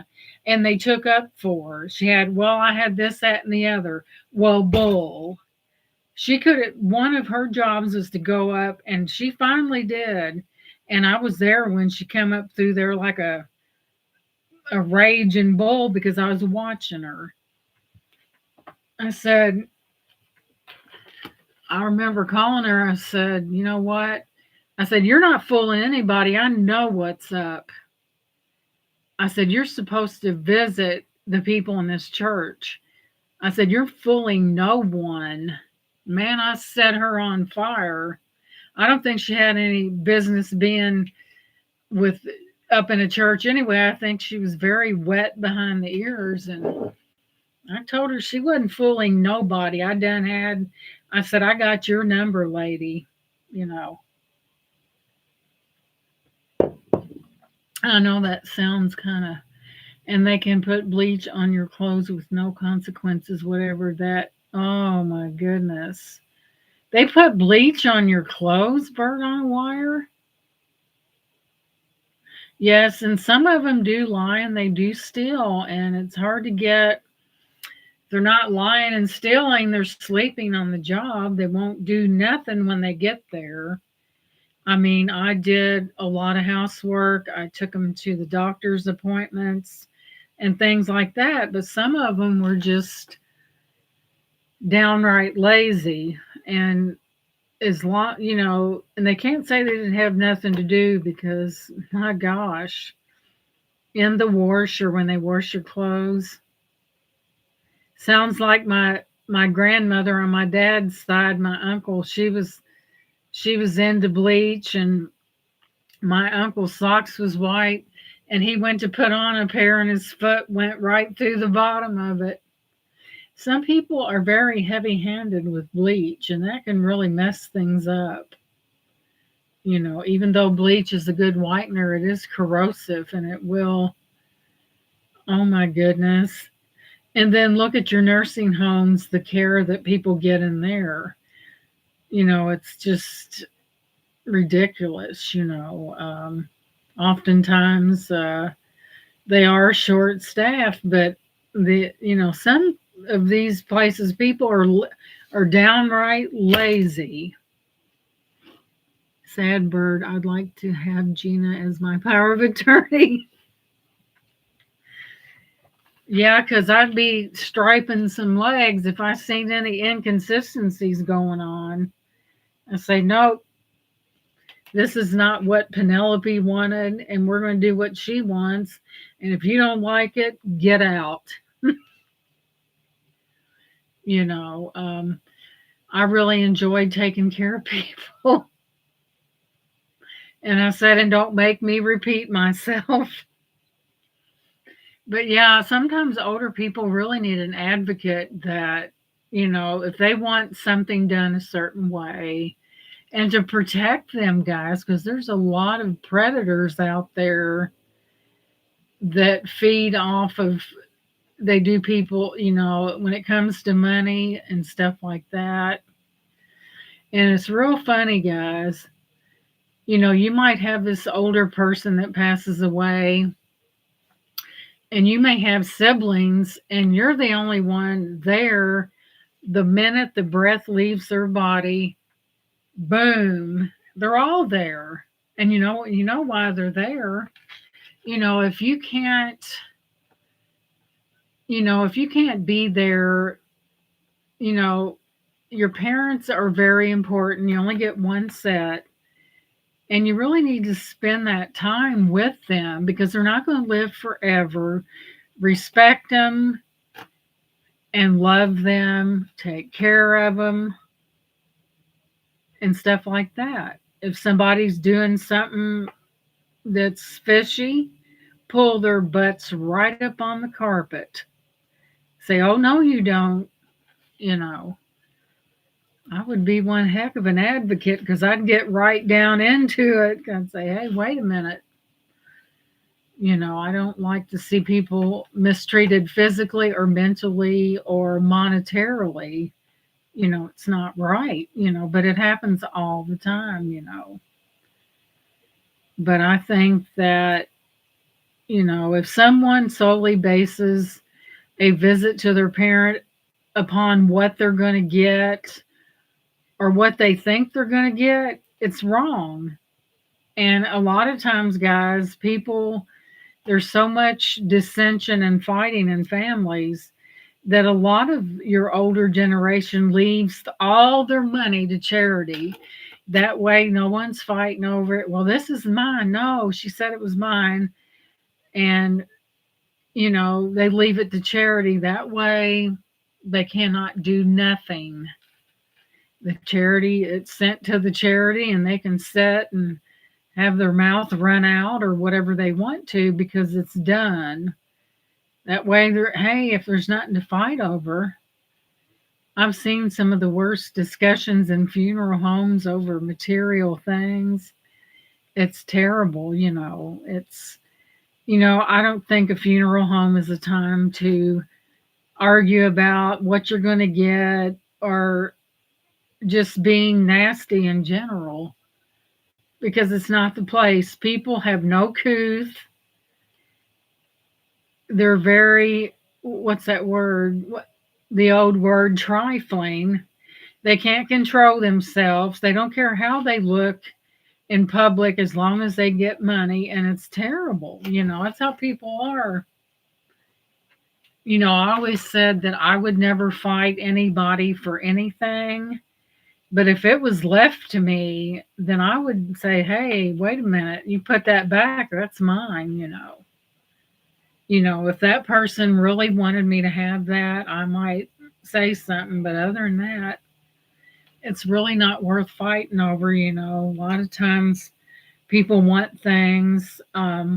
Hey, Tanya, welcome in. We're talking about a little mixed bag of doctors and older people and power of attorneys and stuff like that. We talk about it's multifaceted here today. But Tanya, here's another beret. And I guess I'm going to have a hat show because it was requested. This is electric blue. You're very welcome, Tanya. I'm glad everyone is enjoying their hats. And Jen's Gems, hers went out today in the mail. I was finished with that in one night. And I couldn't find a real sharp pair of scissors. I made a pom-pom. And you got to have sharp scissors. And I finally got it done and it's on its way. I sent her a picture of it and she was so happy, and that's what it's about. So, and thank you, Lenore, for dropping that. And let me show Tanya this clock.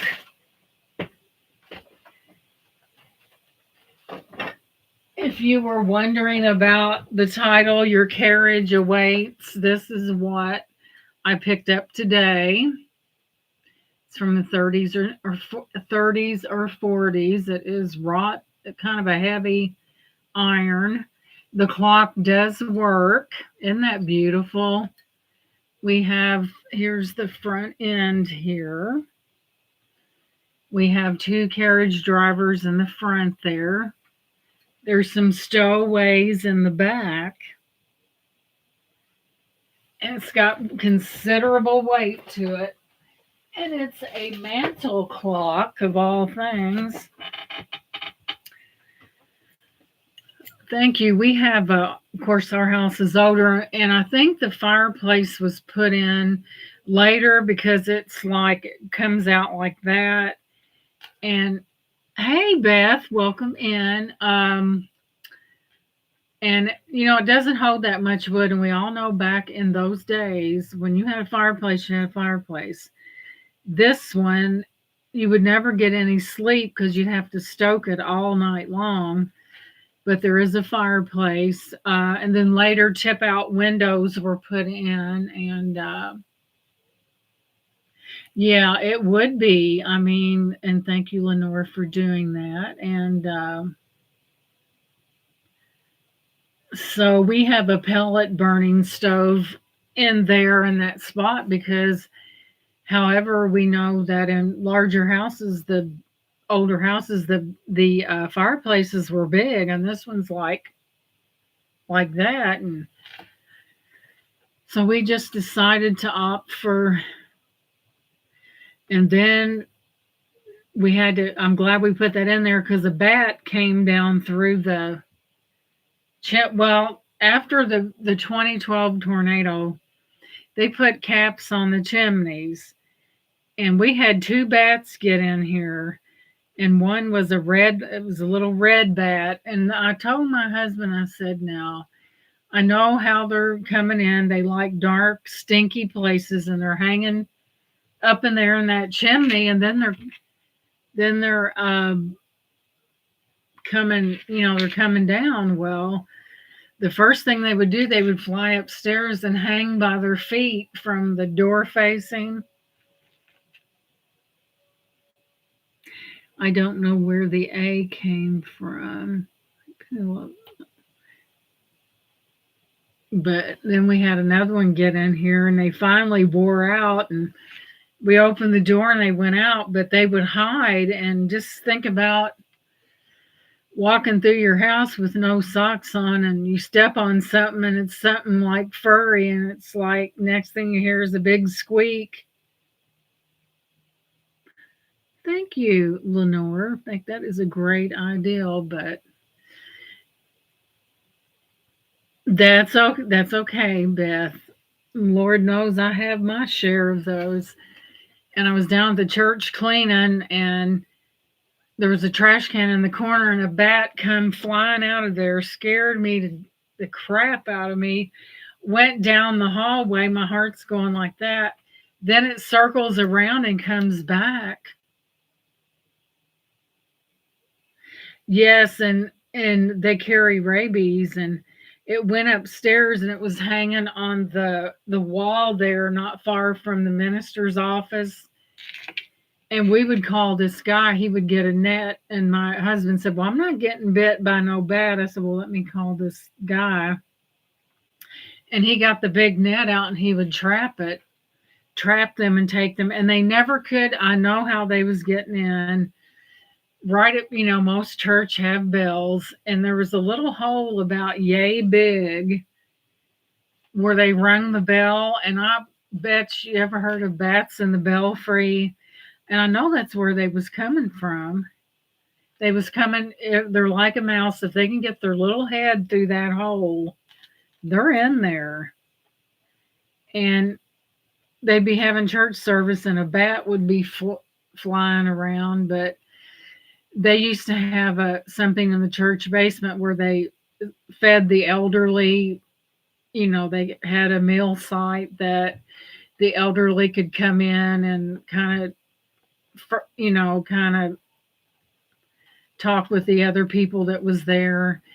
And this lady, a bat, it was right there. It got right there on her, and she was the one helping fixing the food, and it went bam, and she just went ha ha ha, and she laughed about it. Well, I'd had a heart attack. I know they're terrifying, but very beneficial. They eat many, many mosquitoes, and oh yeah. But if you'd have seen that bat, they said it landed right there on her, I would have freaked out. They would have had to call the ambulance because I'd have done passed out. It scared me so bad when oh gosh, it was terrible. But I knew how they checked every nook and cranny, and I know how they was getting in. I'm like Fred Sanford would say, "Elizabeth, I'm coming to join you." But yeah, I knew how they was coming in. They was up in that one part where it's all dark, and then at night they'd come right down where that rope was that rung the bell, and they'd come through there. But you had too many experts that had very little common sense too. You betcha, Penelope. I'd have been in cardiac. Hey, Mama Chola, welcome. And I would have been in cardiac arrest because my heart would have been not a bat. But isn't he adorable? He is so cute. We're talking about a bat flying out and scaring the. Thank you, Mama Chola. I was so paranoid. But bats do carry rabies and everything. And I just kind of joked about it. The guy that would capture them with that net, I nicknamed him Bat Masterson is what I called him. Because every time there was a bat, because I would go in there at night and clean that church, and sometimes it was my husband would go with me. Sometimes it was, it was different. And I was so afraid a bat was going to come out of nowhere. I was so scared of it. But the only thing you can do is carry a broom, and when he comes up, knock a home run with him into the wall. But yeah, I don't like no bats now. They're too scary.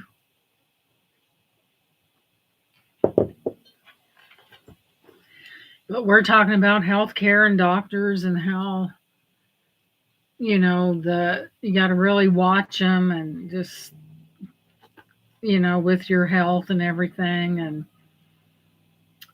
And a friend of mine had a pacemaker put in and didn't need it.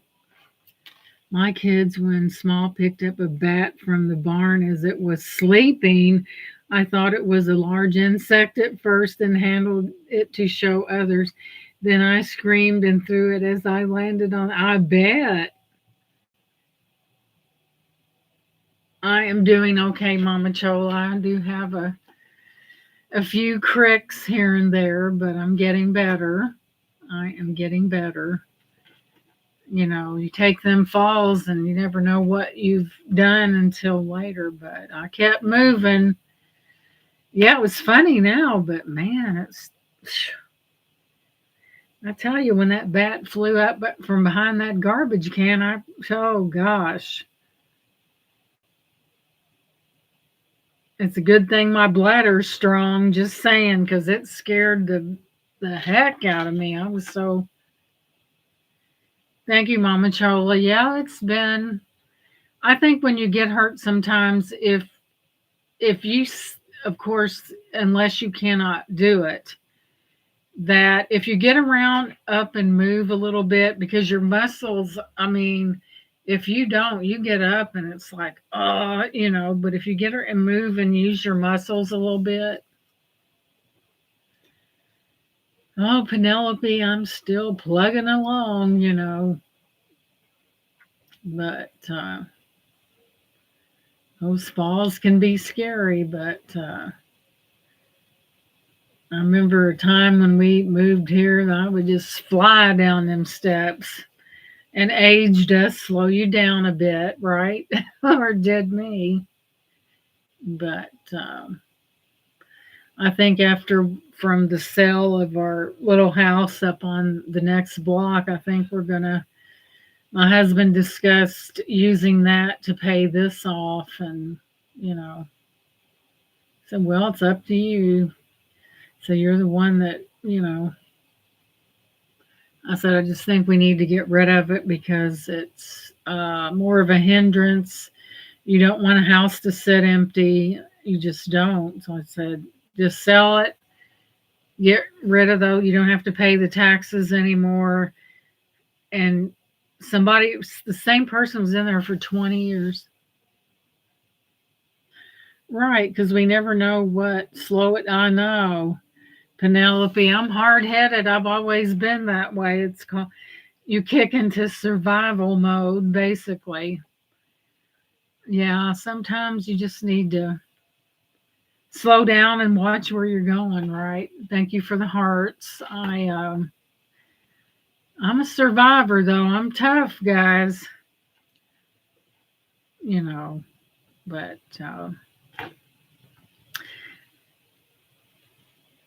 the little house, Mama Chola, yeah, strong, like Rosie the Riveter.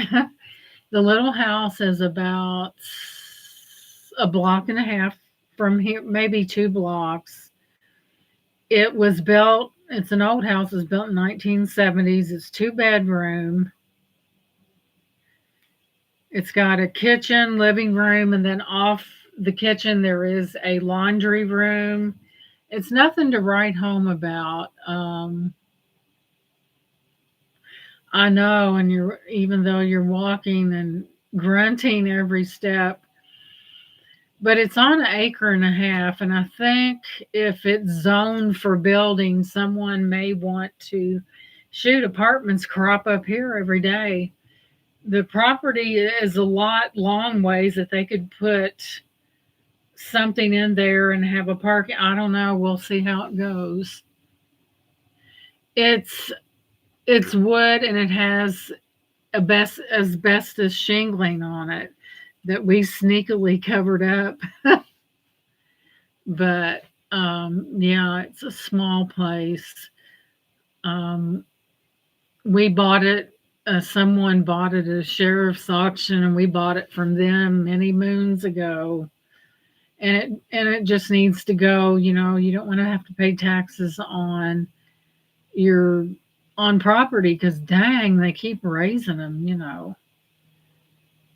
And it was rented for 20 years to the same person, and we only charge like $400 a month. And say, like, I went out here and said, well, I'm looking for rent a house for $400. They would look at you and virtually laugh you out of the room, and the rent never went up. So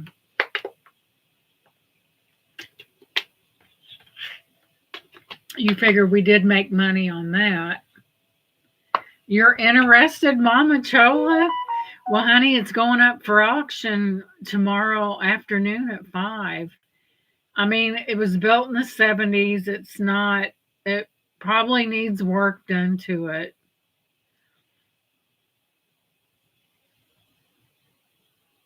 Yeah, it probably needs work done to it.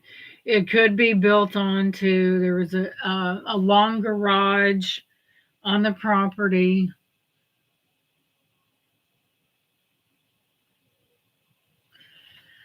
So I just decided that it's best to sell it. That way you're the person that, you know, we don't need it. Maybe some, I don't care what I don't know what it's going to bring, guys, really. I think the property is probably because of what property sells for in Indiana. I think the property is worth more than the house. I know it is, probably. Well, Pam, we bought this house, and there are memories there. It was when we got married. It was me and my husband's first little house. How close is it? Probably, I would say maybe 3 or 4 miles. It's really close to the Clark State Forest, and plus the flood insurance was cheap because it's more up on a higher elevation. And yes, that park's about 3 or 4 miles from it. And yeah, sometimes the sentimental, but then sometimes you just gotta let go and say, okay, I rented it for 20 years, and Clark County taxes keep going. Mama Chola is in love. Oh my goodness. And yeah, sometimes you just have to, we're both getting older, and you have to get rid of those things that are considered an asset that you really don't want to rent, because you're responsible for the upkeep of it. And if something goes wrong, you're getting older. And there's things that sometimes when we get older, we just can't take care of, guys. Especially if we have, as you get older, you slow down, a little bit. Yeah, this house is big. It's got 3,000 square feet. This is upstairs, and full basement underneath, a hallway, another room across there, another bedroom going that way, a door right here that leads into a hallway that goes to another room. So we just got all kinds of room, and I just kind of, when I seen it, I just kind of fell in love with it, and just did the necessary things to get it um, live on a 210-acre place versus a half acre that we had. Upkeep takes 2 full days and a week to maintain. Absolutely, Pam.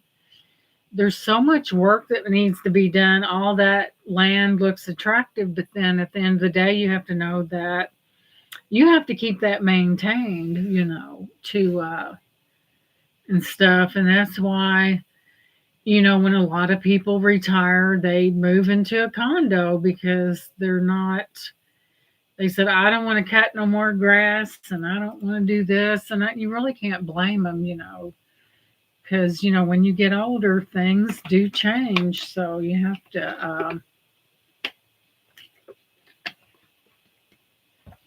you have to come to a point where you say, hey, I can't do this. And it's hard to get people to work for you that do a good job. They want to just come in there and, not really do a good job. And it's really hard. Back in the day when we were youngsters, when we worked, and we knew that if, if we were given a job, we did it right. There was no shortcuts, no slacking. but today is so different. I don't know what happened to us as people, but the work ethic is definitely not there anymore. It's just not. That's why when we get older, we hurt more because a lot of women that were born back in the day, they didn't have modern conveniences, wringer washers and wells, and Penelope said, "My house is packed. I need to sell stuff and move in with a girlfriend." It would probably be good for both of you, Penelope. Yes, I crocheted that and I put a little pin on it, and this is electric blue. Push it up. It's electric blue, and I did that one as well. There's your top. Real thick stuff. I had it left and I thought, well, I'm going to see how far I can go with this and what it'll do, and I just did my thing, I guess. Yep, I sit there at night just whittling away. But yeah, we have to. When you get older, you have to think about, what am I going to do with all this stuff? Do it. Thank you, Bird on a Wire. I've got all this stuff. Do I really need it? Is it really essential? Thank you, Mama Chola. I really love the blue. And this is a little bit smaller. And Jen's Gems is hers is in the mail on the way to Florida. I have made another hat at somewhere. Thank you, Merche. I just stuck a brooch on there as an example of what you could do with them if you wanted to. You know, I had it on a minute ago, but I just sit there and crochet away. Yeah, bedazzle it. I know, Mama Chola. She dropped in and said how she really loved her hats, and I'm so glad. Yeah, thank you, Penelope. Yes, I made that.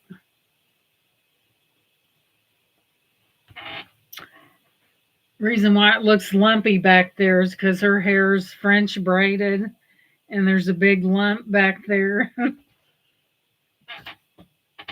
But I think Leslie Black Dog Vintage has her told me she had hers on the other day walking her dog Angel, and I asked her if it was warm, and she said yes. And Mama Chola got one in the brown. It's so luscious. The feel of the yarn and everything is really what makes these. They're soft, and they say a lot of heat comes out the top of our head. So if we can keep that down in the hat, then you stay warm. Yeah, that was a really nice yard there. It really was. But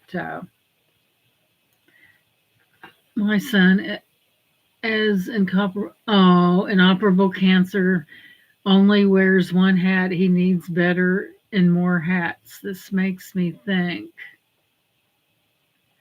Well, Pam, I really hate to hear that. Cancer is a bad thing, and we'll be praying for him because I mean, mm, and it's really hard, especially. Cancer affects so many people, guys, and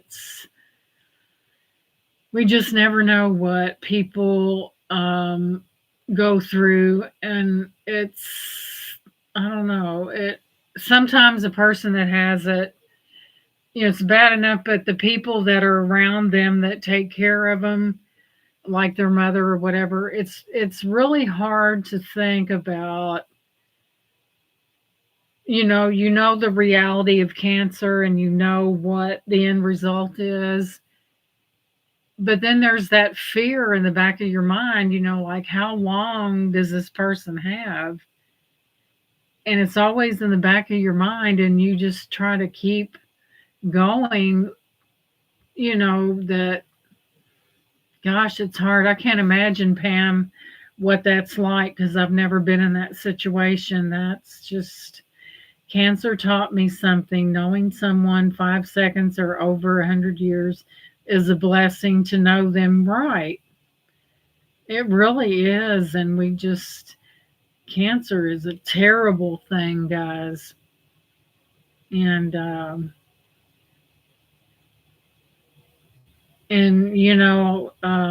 to know that someone has cancer, and that if sometimes, guys, miracles do happen, and I do believe that the power of prayer is very strong, guys. And we don't know when our last day is. We really don't. But I do believe that, when you pray for someone, it does help them. And, I just would pray that there would be a cure for cancer. They'll never come up with it. And you know why? Because they can't make money off of chemo, hospitalizations, surgeries. That would be obsolete. And that's about the gist of it, guys.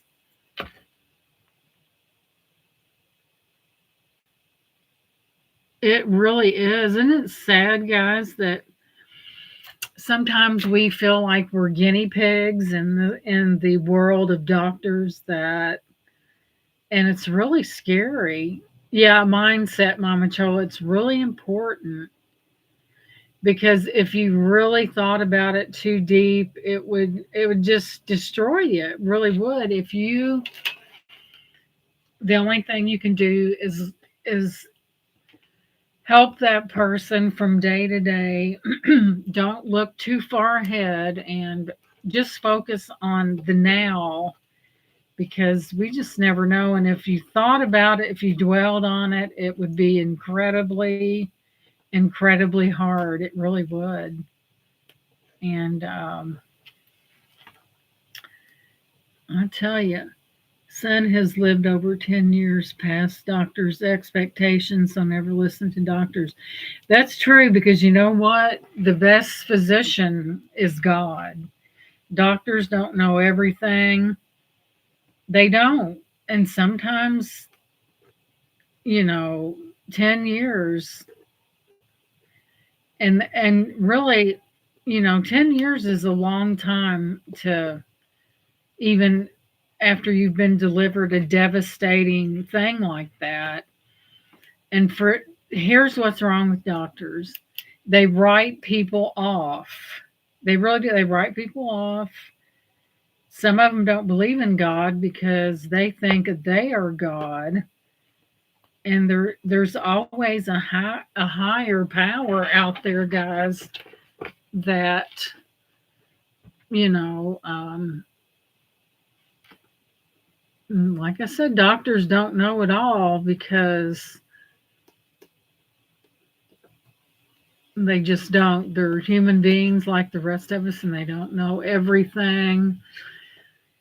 So, and a lot of times, people that's had chemo, a lot of people have to take that cancer medicine the rest of their life, after the chemo, to keep those, those cells and stuff from forming. And it's so expensive. And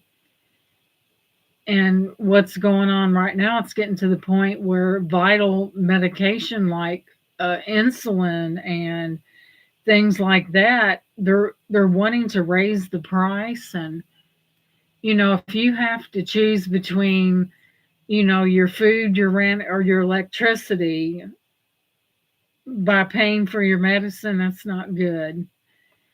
And they should have programs out there that help people, these people that worked all their life, and it's awful, guys. It's like it says in the Bible, what is right will be wrong and what is wrong will be right. I mean, you can see that, it just that's what it reminded me of, that there's people that need medications, and not everyone is blessed with insurance.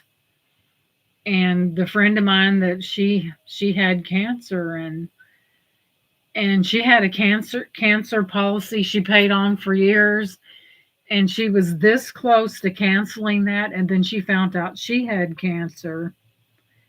So what a blessing that was, because the surgery, the chemo, and stuff like that. And it's just, think about a catastrophic illness. Chemo gives arthritis where it curls and deforms her hands, but it's better than giving up. He takes chemo every 2 weeks for life. If my ex didn't have insurance, we would have passed. Yeah, he would have passed. Yeah, that insurance is so important. And sometimes, it's necessary, guys. It's pretty powerful, but at least, if it's extending the life of someone else. And I never, deforms their hands, but it's better than giving up. Yeah, it is better than giving up, but I never knew that chemo would do that to someone's hands. I never knew that. But you have to have you have to affects their bones. Yeah, I could, because chemo's like dynamite, really. But to kill those cells, it just about has to be, because cancer. I mean, it shows up where it doesn't discriminate, man, woman, child, ethnicity, or nothing. It doesn't discriminate. And it doesn't just pick out a male, or if it, everybody. It really does, and it's really sad. And the diagnosis of it is very scary. People, it's when you're faced with something like that, it's really hard. You have to have that faith to move on. Like she said, you got to fight it. I didn't know that either, but then my hands have arthritis. Arthritis can really mess. I had an uncle. He had it so bad. His hands were turned like this, and he would have to pick up things, and I can't even do it like this, because his hands were so, and it was arthritis, and his hands were. I mean, it was. He made it work, though. He didn't.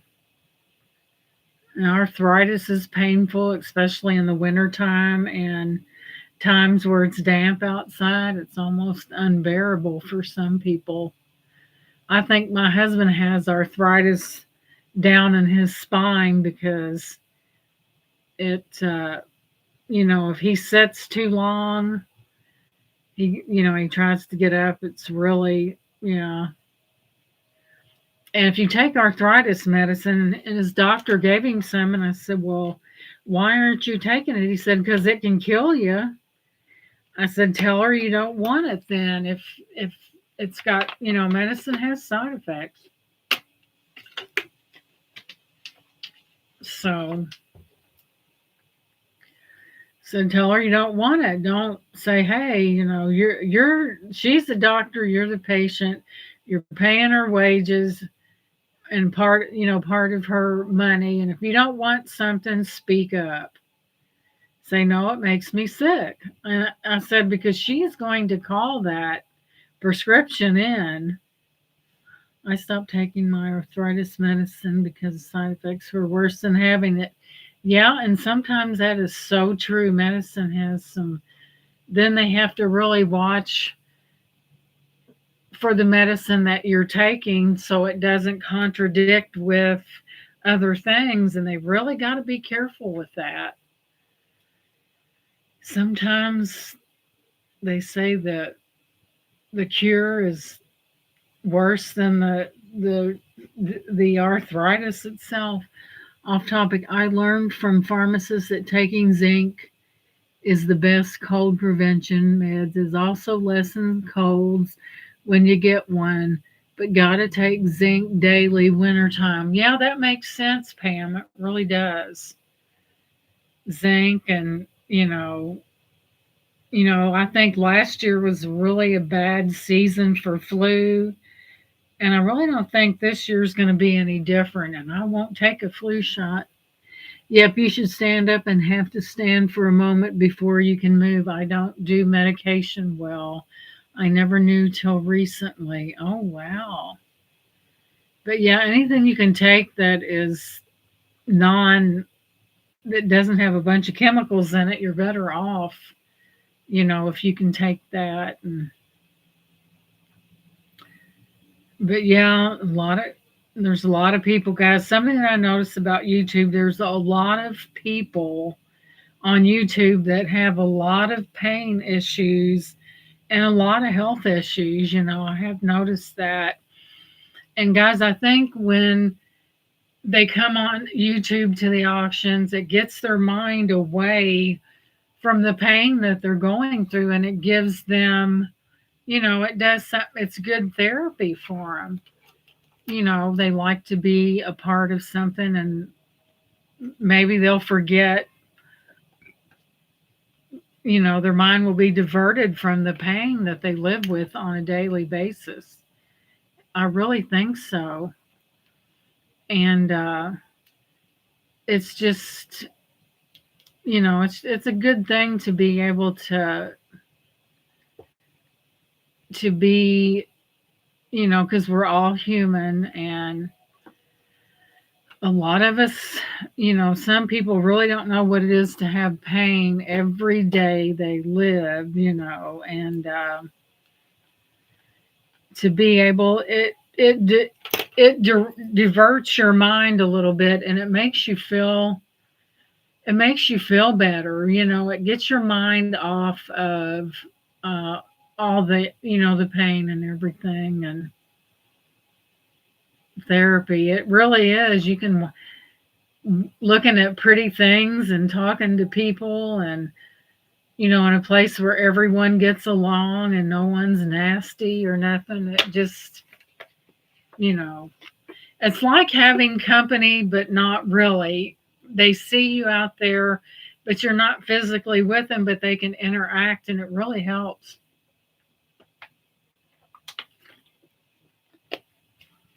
It really does. Yeah, it really is. It just takes your mind off the perils of the day, and just it's like your mind totally goes somewhere else, not, where you're not thinking about the pain, and it's transformative. Watching puppies and kitten shorts. Oh, yes, you can. Yeah, you can do that. I don't care what you say. I feel people's energy through the are on. Yeah, you can. There are some people that I found this. I find that there are some people that can. There are people that receive and people that can transmit those, and I pick up on it too, Mama Chola. I've been like that for quite some time, and you can. It's just that that we are so kind of sensitive ab- about the world around us that I watch archaeological digs and wells. Those are both. I love to see things unearthed, like things from the past and things that from that made up our history back in the day, and the old things, and it's really fun to watch that. Because I guess over the years, guys, there have been things that have been buried that people do unearth. You guys ever watch that show called The Money Pit, where they're constantly searching for this treasure left by the Knights Templar, and that's all they do.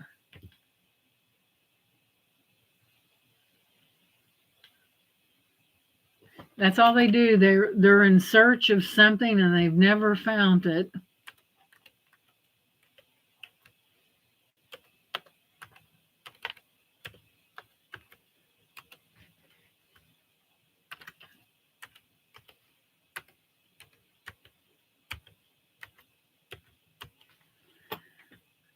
There you go, Miss Pam. I'm getting ready to drop it right in there for you. Now, the current people sometimes right there where it's got two F's, they put a D in the last name Bradford. It's two F's. It's not Bradford. Money Pit and War of the Roses, my two favorite movies. Yeah, they do find different things from it's like they dig, and you're ready for the big finale. I guess if they had the finale, they wouldn't have any more shows. But yeah, I guess digging and is like anything else. You win some, you lose. You're welcome, Pam. You win some, you lose some, and it's very interesting when there's so much technology out there today that people can look little deeper into things and know that there might be a certain something in a certain place. And it's really neat. The technology that they use today is just mind blowing. You know,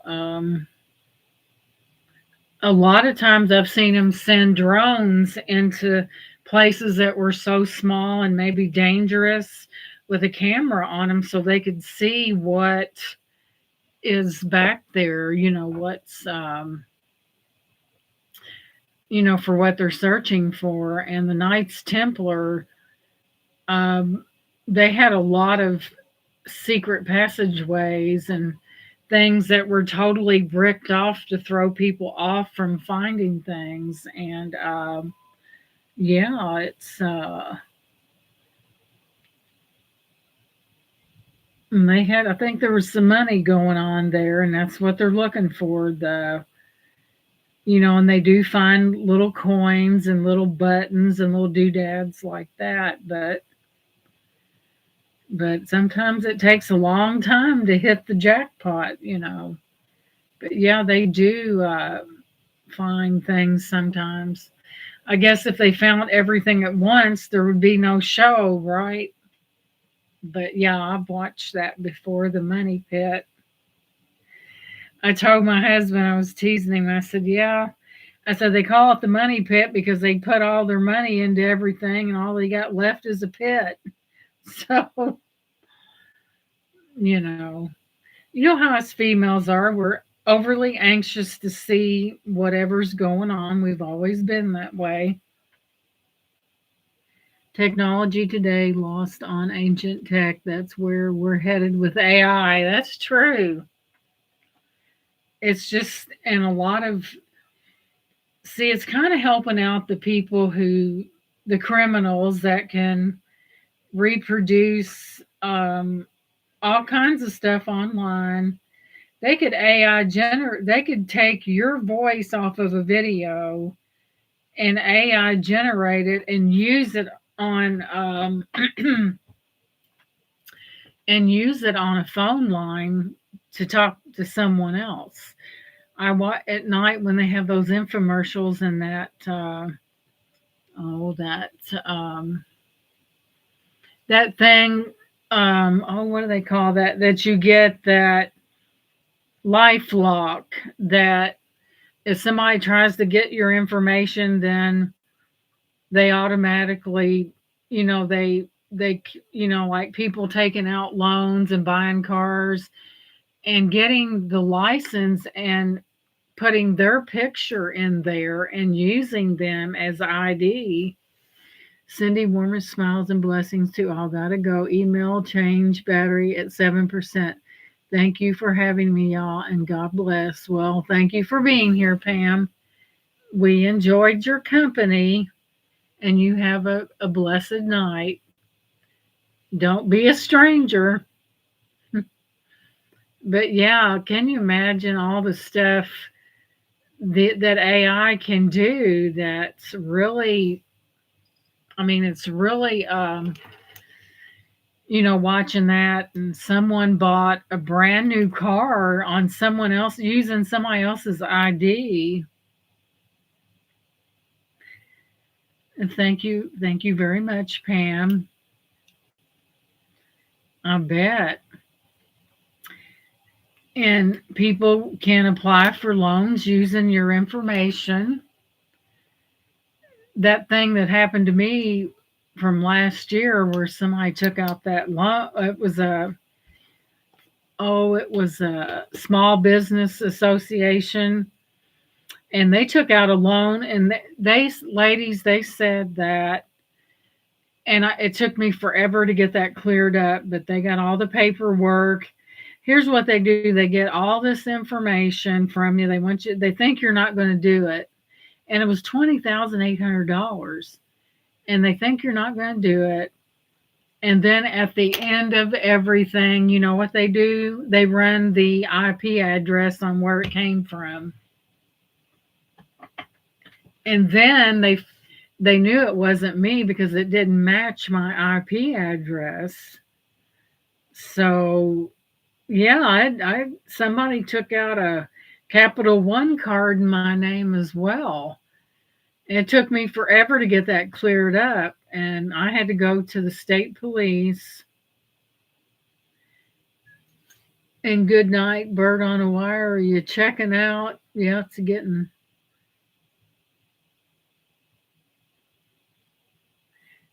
late, and I had to go to the state police post, and I showed him all this stuff and told him everything, and I said, I want you to make them give you that IP address and that email, because they wouldn't give it to me.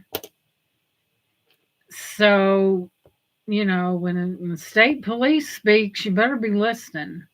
And he wrote it all up as fraudulent on that. And I guess they got in contact with me, and after all that time, they traced the IP address. The police did, and they could not connect it with me. So guess what they had?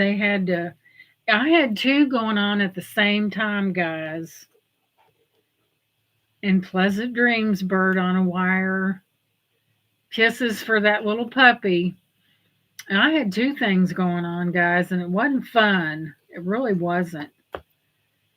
But they thought that I wasn't going to submit all that information. Well, they were wrong.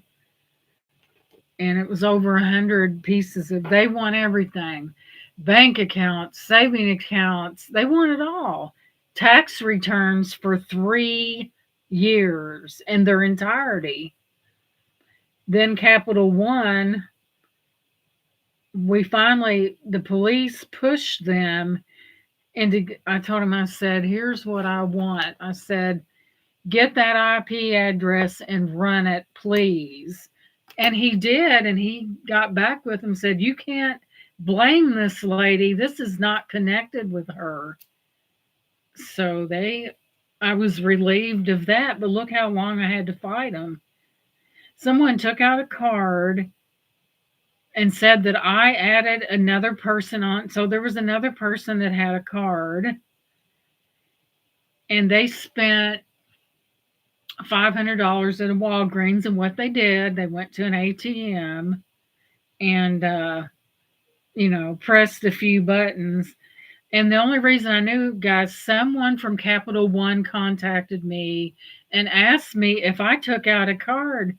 And I said, well, no. And I began to say, I said, that's what's wrong with this country right now is people spending money. Oh, I really lectured. And I had to go to the three credit, the TransUnion, uh, the three credit, those three credit things. And it, they said, now the loan that was supposed to be by the government was this close to being on my credit as well as Capital One, and I didn't know neither one of them a penny, not one penny, and I had to fight them, and they asked for all this information, and when that is proven wrong, they do one thing, guys, which they could have did the whole time, is trace the IP address. But they thought during that time, guys, there was three. It was after COVID. There was 3 million people's identity stolen, and the guy, every now and then you get talk to somebody from that small business association that actually talks. And he said, ma'am, someone actually went into the bank with a copy of your. I said, wait a minute. Is there two people that look like me? He said, no. What they do is they use your information and have their picture put in there, put on the side where the picture is, and walked in that bank and got that money in person now. What did they, they didn't know who they were. And if you got to, some people are so good at photoshopping, and they walked right that whoever it was walked right in the bank and right out. And I didn't know nothing about it till about 2 years after the fact. And I'm like, what the? So I had to do a lot of legwork and stuff. And yeah, he said, this person, I said, well, don't they have cameras in a bank? I said, why don't, I said, you know what? I said, you'll never catch them. You want me to tell you why? Because you waited 2 years. I said, what's up with that? Huh? Yeah, it was Mama Chola. Some people have zero conscious, zero. And they sure did. They walked right in there with that. And that's how, and walked in and walked out with $20,800. I said, well, what about the cameras? I said, don't they have cameras? I said, you guys screwed up and you're not blaming me. I said, you will not blame me for it. I said, here it happened 2 years ago and I'm just now getting notice about it. I said, what is up with that? And finally, I talked to him enough. Somebody broke and started talking. And that's how I found out. Every now and then you get one that will talk. And this was a guy. And naturally, I'm asking questions, after being somebody trying to shaft me when I was innocent. I don't think so. I said, why didn't they ask for a birth certificate? And then all you heard was silence. They do not put into implant to check people out. You should have to have all. Here's another thing. Then you have to have a bill, a current bill. Now, how'd they do this? With that address on it that's on your license, that how could they have gotten? What a mess, huh? There ain't nobody paying my bills. How did they get that? How did they get proof of address and stuff like that? How'd they do it? I said, I'm telling you, I said, if you would have asked for a birth certificate, When they went in that bank, they should have had a birth certificate in their hand proving that's who it was. But when it's just people are stupid, and then they want to blame an innocent person because wasn't smart enough to look into it and ask the right questions. I'm like, Jiminy Crickets, that's ridiculous.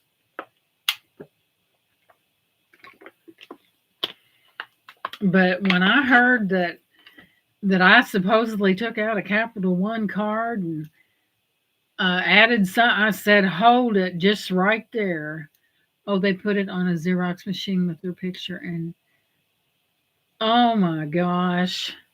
How'd they get a hold of my bill though? How did they get a copy of one of my utility bills? My, say, like electricity, and it doesn't make any sense because nobody comes in here that would do something like that, but they sure did.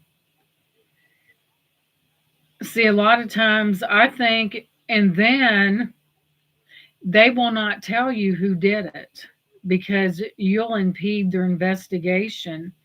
Here, what they were saying, that if you go after them for the money, we ain't going to get nothing. I don't know how they did it, Mama Chola, but it was crazy, and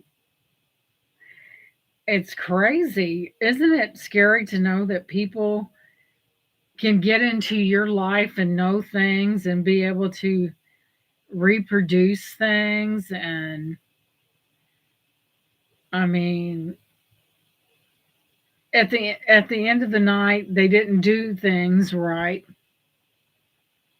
or they call up a water company or electric company or cable company, and they say they didn't get a copy of the bill, and they're saying, oh yeah, because we do have Spectrum. So, but it was a nightmare, guys. It really was. I mean, you're guilty until you prove your innocence. And it was two of them going on at the same time. And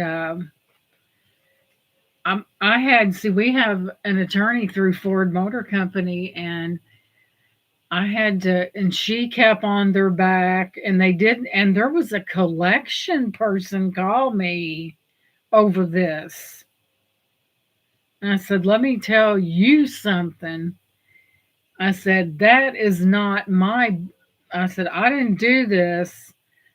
I said, don't call me again. And they said, well, we'll send you a thing about identity theft and stuff. Well, they didn't do nothing. They wanted to blame me, and I wasn't going for it. It was $500. I don't care if it was 50 cents. If I didn't do it, I'm not paying squat. Oh my, they take it right off. Oh my goodness. I tell you, Mama Chola, it is just really scary today to know that, and AI is going to further help these criminals.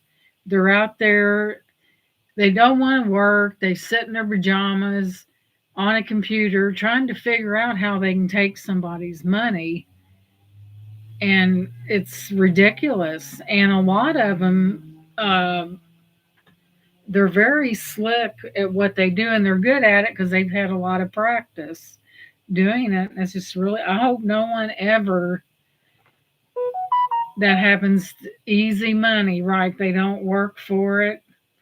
If they would use the intellect that they put in stealing money, working for money, they'd be a lot better off, and it's not illegal. So it really is. That's why you notice on YouTube that things are held for review, simple statements that there's nothing wrong. That's AI. That's what AI does. It's what they're doing. And it's just crazy that, we live in a world where, that's why everything's locked down now through TransUnion and the three credit score places. It's like no one can do anything, nothing that's locked down. Why, if somebody tried to apply for a credit card or debit or whatever, they couldn't do nothing because we would be called or emailed and their little gig would be over with. Yeah, it's kind of a like, why don't you use that? They're just, it's, they want to sit back in the house there and drink coffee or their Ovaltine or whatever they're drinking and let the money roll in from where they rip people off. But hey, I heard y'all saying bye to me and was just sending an email. I'm still okay. Bird on a wire. She was sending an email. She was sending an email, but it's really, I mean, it was a nightmare. And to think about it, if you've ever watched the LifeLock infomercials at night, you'll know what I'm talking about. And Bird on a Wire is here. But yeah, to know that it used to be a thing years ago where they would, babies, they would get a hold of their social security numbers and they would use that because, if you're a baby, you're not, you're none the wiser.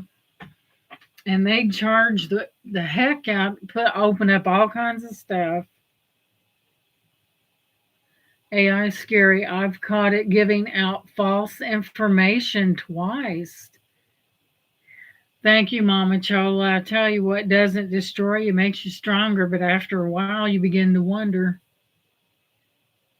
Okay, Merche, it is getting up in time there, but I'll tell you what, and with everything that's going on with, Congress, and you got some military people that haven't been paid yet, and you got some old buzzards sitting up there on a bench. Okay, Mama Chola, thank you for coming in. I appreciate it, and I love you too. You got some old buzzards sitting up there on a bench. One don't want to give in. Oh, and they're just stubborn. Meanwhile, no wonder. Look at the planes and stuff. The problem with the airplanes and flights being canceled and this, that, and the other. I'm telling you, people will not work for nothing. And that is what's going on. And it's like you got some old crows up there, like they're sitting on this wire, and one's afraid the other one's got more wire than the other one, and they're into it, and none of them will give. Meanwhile, it's affecting other people. I think they should cut their pay.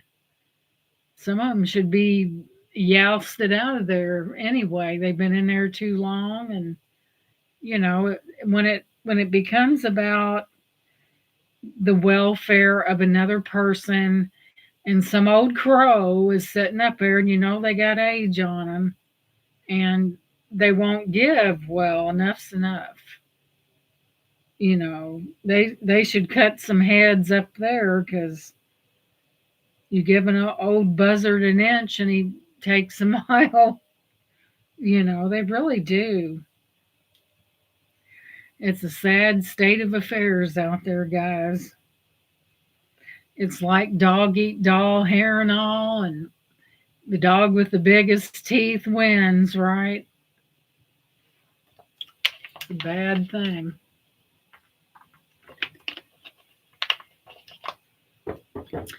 Well, guys, it's knocking at almost 9 o'clock, and thank you for coming in. And I may schedule something for next week after I get the kinks worked out.